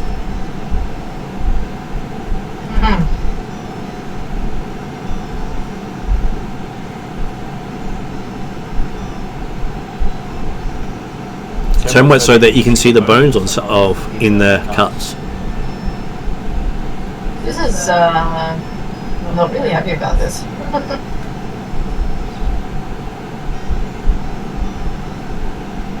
I'm still in the will to help taking the puppies out as much as I can, help lift. They're stabilised, but they're not yet, are they, Mark? No. They're stabilised and unconscious. Yeah, so I'd like to get them outside the temple for obvious reasons. The other thing that stands out in Jesus' mind with Quest is that, like, he still functioned, Mm-hmm.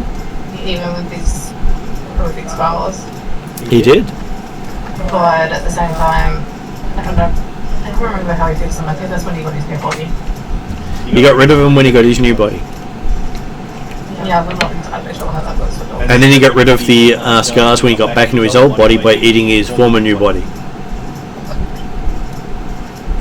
Yeah. Is it auto-cannibalism if you eat a clone of yourself? Probably. Either way, it's still nasty. So nasty. Anyway, I want to make sure I'm out of the temple as soon as possible, personally, but yeah. Okay, you find yourself in the hallway with Willie as you hear Parry's voice from inside the temple as Cordar's about to strike him down with a blade. Parry was behind the altar, behind the statue. Cordar swings. Absolutely.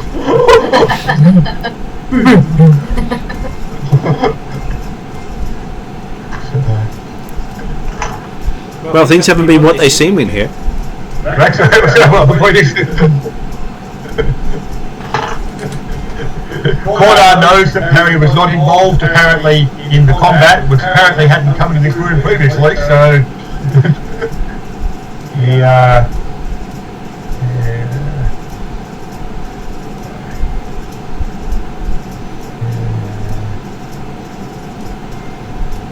19. AC 26. Yeah, you hit me.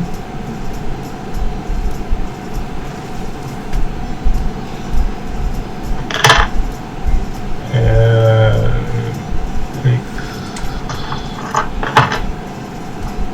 11 points of magical smashing and 4 points of fire.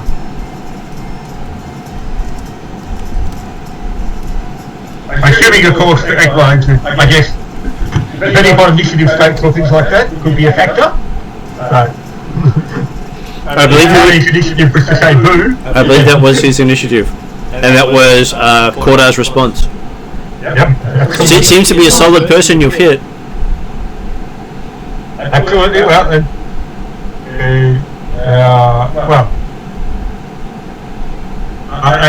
is this effectively both acted in a surprise round, so we only get one action each, or I'm happy with actions at this time? I'm happy with that. Okay.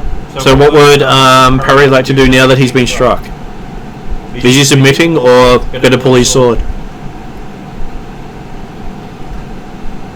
I just stand there and go, how? You can. What does Corda do? He keeps attacking. We're in the middle of the Lamastu temple. Are you allowed any surge, Martin, or not? You can, yes. You're carrying a puppy at this stage. Okay, cool. Okay, let me know when I can do anything. 19... AC 38. Yeah, critically hit, man.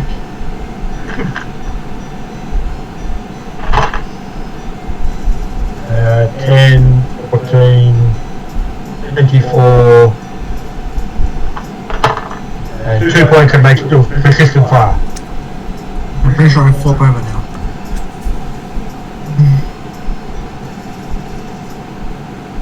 Yeah, so you've struck parry down. Yep. There's some form of satisfaction that you feel for doing so. Corda is continuing to look around for further threats at this stage. He's taking the time down. You see Sparky retreating from you. Sparky's dragging the dog out. But again, don't really understand why he's trying to drag the enemies away, but... You see Dooza also retreating from you, carrying another puppy. Yep. Yeah, would I have noticed what he's been doing in the corner or not? Yes, you would have. Even Willie would have noticed. Okay, I'll say, Corda, what are you doing down there? Get out of there. It's not good in here. Okay, yeah, that's right. It's a temple to an evil god. We've got to destroy it. And all the minions we find in here. Harry gets to make a death saving throw. Yay, death saving throw.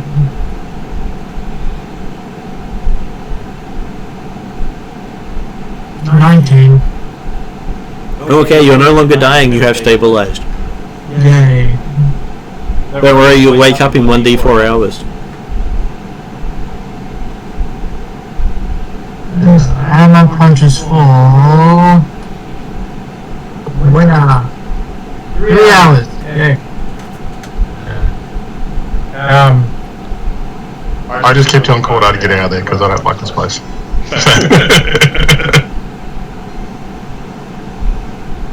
The only exits you see from here are the entrance to the prison, the double doors they came through, and the sacrificial altar.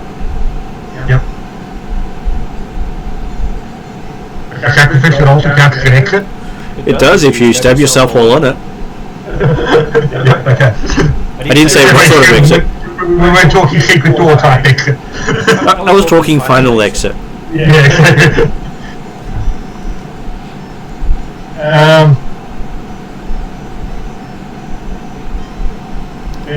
I'm assuming that Dooza and Willie and Sparky are all back at the double doors effectively. They're on the outside them. They're on the other side of the double doors. Yeah. Is Harry up there with you guys? No. What do you mean? Well, where'd he go? Well, Harry didn't come across the ropes with us, did he? He did, but you weren't paying that much attention at the time. You were too busy trying not to fall off. Okay. I didn't notice him come across. Okay, but the point is this. He wants no one to be with us when we were across, is that right? That is correct.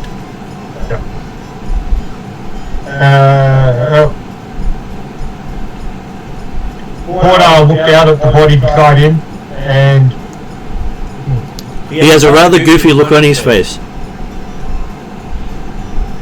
Harry's got a smile. Around the other side. Harry's got a smile on his face like he got you good. And Corda will pick him up and take him out through the double doors. Idiot got on the wrong side. As you step out, the doors behind you slam shut.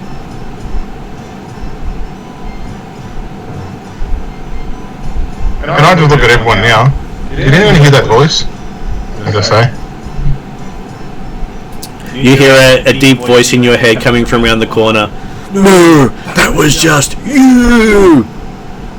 I heard this idiot talking behind the statue. No, I think I got challenged. It was either that or I had to make an offering or... Yeah. And then the next thing you know, you're sort of laying on the ground, staring up at Harry standing where you were standing a moment before, and you realise that you've been stabbed by Corda. Oh, that's shit. I've got the electric gun on, haven't I? As you put the person down and look up, you see that where Sparky was standing, Harry's now standing there. And looking down at the person on the ground at your feet, it appears to be Sparky who you attacked. But I'm conscious now as well, wouldn't I be? You're awake, but you've got the hole in your side. Okay. Corda dropped Harry on the ground with the dogs effectively, and when the question of anyone hear the voice, he responded distractedly, well, that idiot was standing behind the altar saying boo, while he's actually looking down the corridor, like continuing to go to the crossroads that was outside the crossroads. That is correct. He's going to be looking down the other passageways, I guess. The opposite passageway goes about 20 feet to a door. The passageway to the north goes 10 feet to a door. And the southern one goes down to an open door 15 feet. That's where we came from, though. That's the one you came down, yeah. And as you're looking south, you see Parry standing where you thought Sparky was, and you turn and looking down, you see it's Sparky on the ground, awake, staring up at you. Down there, but more importantly, Corda's distracted, thinking, does Lamastu tend to consort with demons as such? Lamastu, being the mother of monsters, has demons. Because you can try to work out whether or not the shrine to Lamastu would be the actual source of a demon in the area, or whether there might be something else also around. There will most likely be something more potent around. Yeah. He's then, if there's nothing coming from either direction or looking in that way,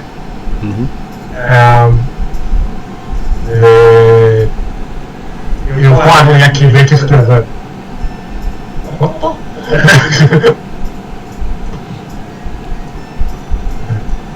Oi, you! What the hell are you doing down there? Why pulling Harry's body out of there? I don't know, okay, you can call it actually yelling down at Harry who's down the corridor out of the some distance away. Parry is standing next to the puppies that he apparently carried out instead of Sparky. Oh, okay, I thought you said that Harry was down near the room he'd come from. So Parry and Sparky both changed places the moment you put Parry on the ground. Right, okay, yeah, so this. I don't like this place, I just say out loud. So Parry has no wounds, but Sparky has all the wounds. Do I have to administer first aid again? Or? See, Harry was right. I got him good. I'm not liking this Did you character. say that out loud? Them sounds like fighting words. They do sound like fighting words, don't they? So, does he say it out loud? Spooky temple.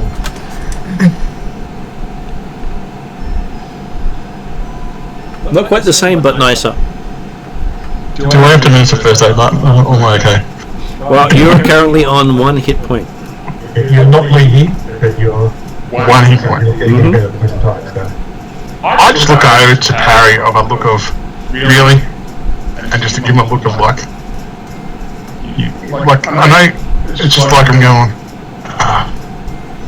never say Parry again, I think to myself. But anyway.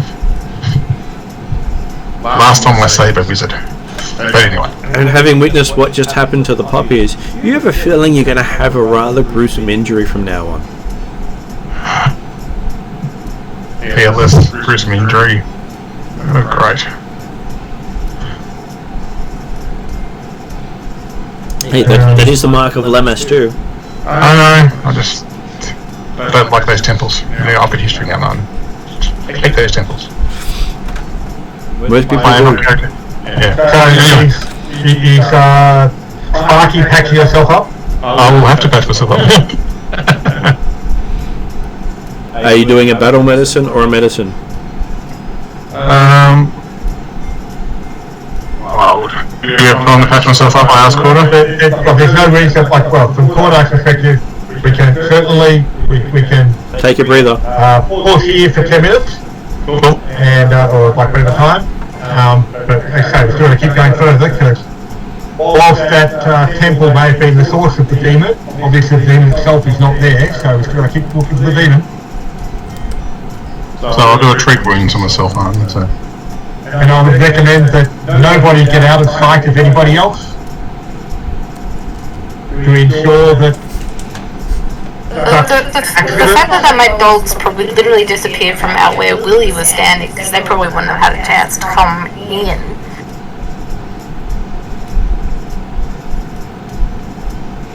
Well, Lamastu has ways.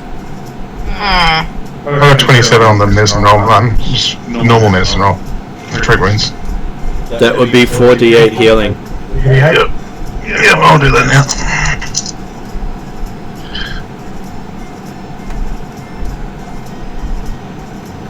11 points back. So Sparky's on 12 hit points. 2 minutes down the track, so you're feeling fine now, you're up and ready to go? Yes. In that time, Cordar will at least walk down both the passages and listen at the 2 doors to see if there's any noises or evidence of traffic in either passage. The door to the north has no noises, but evidence traffic has gone that way recently. Mm-hmm. The door to the east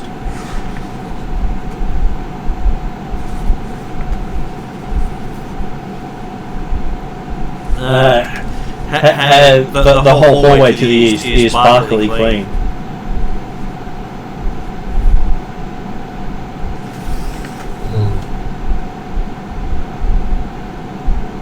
And the door itself, can I hear anything on the other side of it? You don't hear anything on the other side of it, but it is the cleanest door you've seen so far.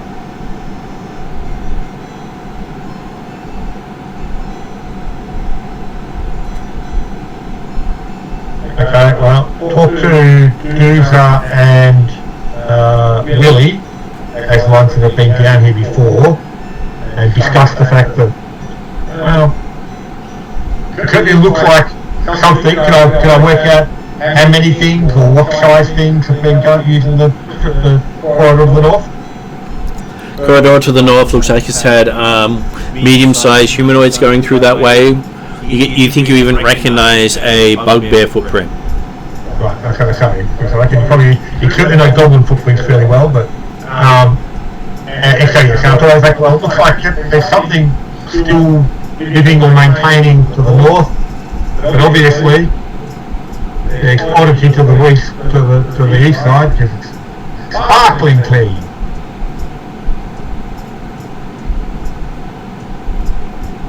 Whilst Rodar is not necessarily involved in carrying the discussion, if he's hearing whether or not it's a case of prestidigitation type clean.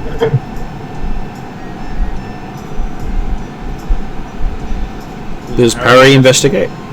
But yeah, one of the others have thoughts as to which way you want to go, while Spark is patching yourself up. Harry will investigate. Give me a Perceptify roll. Perceptify. In between all that, am I heading back out with the dogs to let Shalelu know what's happened? You can if you wish to. You've got plenty of time to go upstairs and take your dogs out to Shalelu. Yeah, I'll do that. And you can even be back before Sparky has finished patching herself. and kind of like curse myself for bringing my dogs. Deuce is very angry with himself right now. 30 on the roll. 30 in the roll. Looking at this, it almost looks as if something has sucked this entire region clean. Doesn't have that chemical feel, it doesn't have that slimy feel you'd be used to with a gelatinous cube, but it does remind you of how crustaceans clean things. It's worse than I initially thought. It's Gooby. Goby the crustacean? Yes.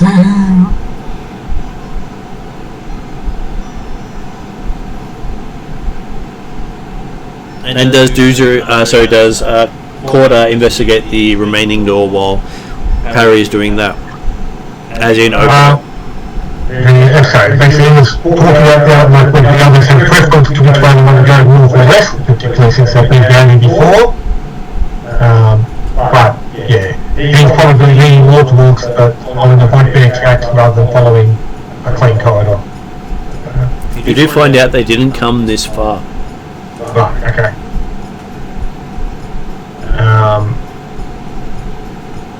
In which case then, yeah, he will stay up near that door, so on the idea that the intent will be to go in that direction, but he won't actually open it yet, because if there's something on the other side, they may not want to deal with it while the party's somewhat divided. Yep, I won't be moving until I see Dooza comes back. Then I'll move up to Jeremy, up to Corda after that. Okay. So after about, while you're still healing yourself, Dooza returns. Well, obviously it's about probably 15 minutes or so that we hang around that crossroads. Ensure that Sparky's done everything she can for herself, and Dooza's had time to get up, transport the puppy back across the ravine to Shalalu and Koya, and Amiko, and then get back herself in health. It didn't take that long to get there because you weren't that far down. No. It would take less than a minute to reach the lines. Even if you took a minute to cross and a minute to talk to Shalalu, you'd be back downstairs in probably about 6 minutes out of the 10 minutes it takes to heal. All good. And that's assuming you're taking a lot of time and only moving slowly. Yeah. So yes, Sparky does notice that the wounds do not heal properly.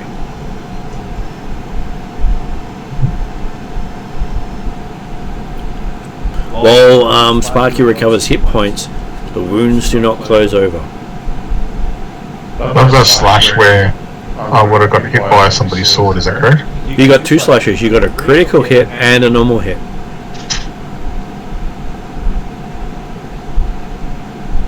I'm going to have words with somebody after the whole dungeon, but I'll hold myself together right now. I do not like Harry being completely clean and all good, but that's okay.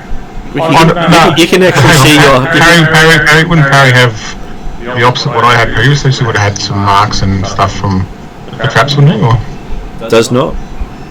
You still got those marks. Those wounds weren't actually in the master's presence at the time. Damn it. And you can actually see your lung moving. Hey, good news. You know you're breathing. Can I just put bandages around that so they see it? You can. Yes. You did hear from the others that's what they had Quest do for most of the time Quest was in his body.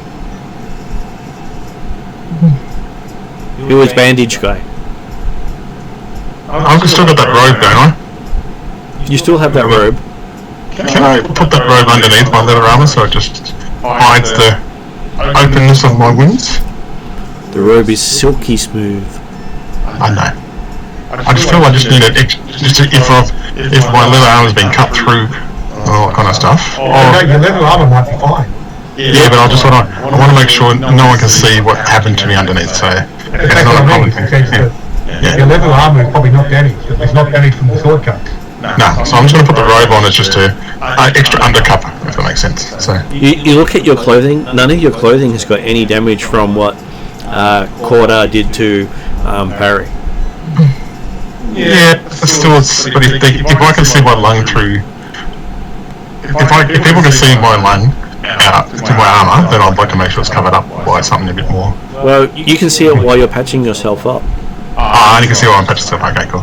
As long as no one else sees it on the outside, I'm okay, but I want to make sure it's all covered up so it doesn't look like it's... And I'm shocked by this, but I had plenty of questions for Lady Homemarch after this. And other people, and probably... Yeah. People across on the other side of the bridge, especially a certain priest of Desna. Saying, why did I deserve this? I was so careful this time, Martin, too. I know. After last time, I completely stuffed it up. Okay. I'll wait for everyone to get back and, yeah. Well, I will say, when Dooza gets back, you've never seen him this angry before.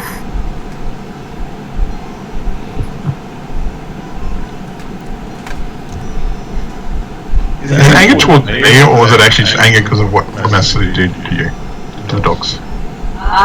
What Lamastu's done to the dogs?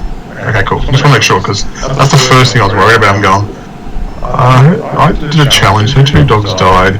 You're actually going to put the blame on here, and then I'll just get the 1 hit point, and then, He yeah. probably doesn't realise that you were the one that started the challenge. Not yet, anyway.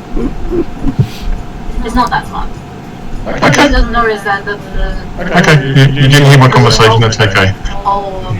You're too worried about the dogs, so you didn't hear my conversation when I talked about the challenge. It's okay, it's good. We don't discuss this anymore. Gotcha. Is there any other, like, Lamastu holy symbols or anything in this room? there are no symbols to Lamastu except on the big stone doors. I'm pretty sure I'm not strong enough to destroy those. But I'm thinking might be a good time to give it a call at night. Miss the time as well, so. We can end the night there with Dooza and Sparky having that moment where they look at each other and then stop to leave it till next session. Yeah. I'm worried. I may or may not have, like, dawning realization. If I wasn't at 1 hit point, the first thing I was going to do was heal the doggies, just to let you know. I was going to do the right thing by the dogs. But I had to heal myself when I was at 1 hit point. Because of a certain other buffish wizard in the world. That's okay. But nicely played there. Nicely played there, Harry, by the way.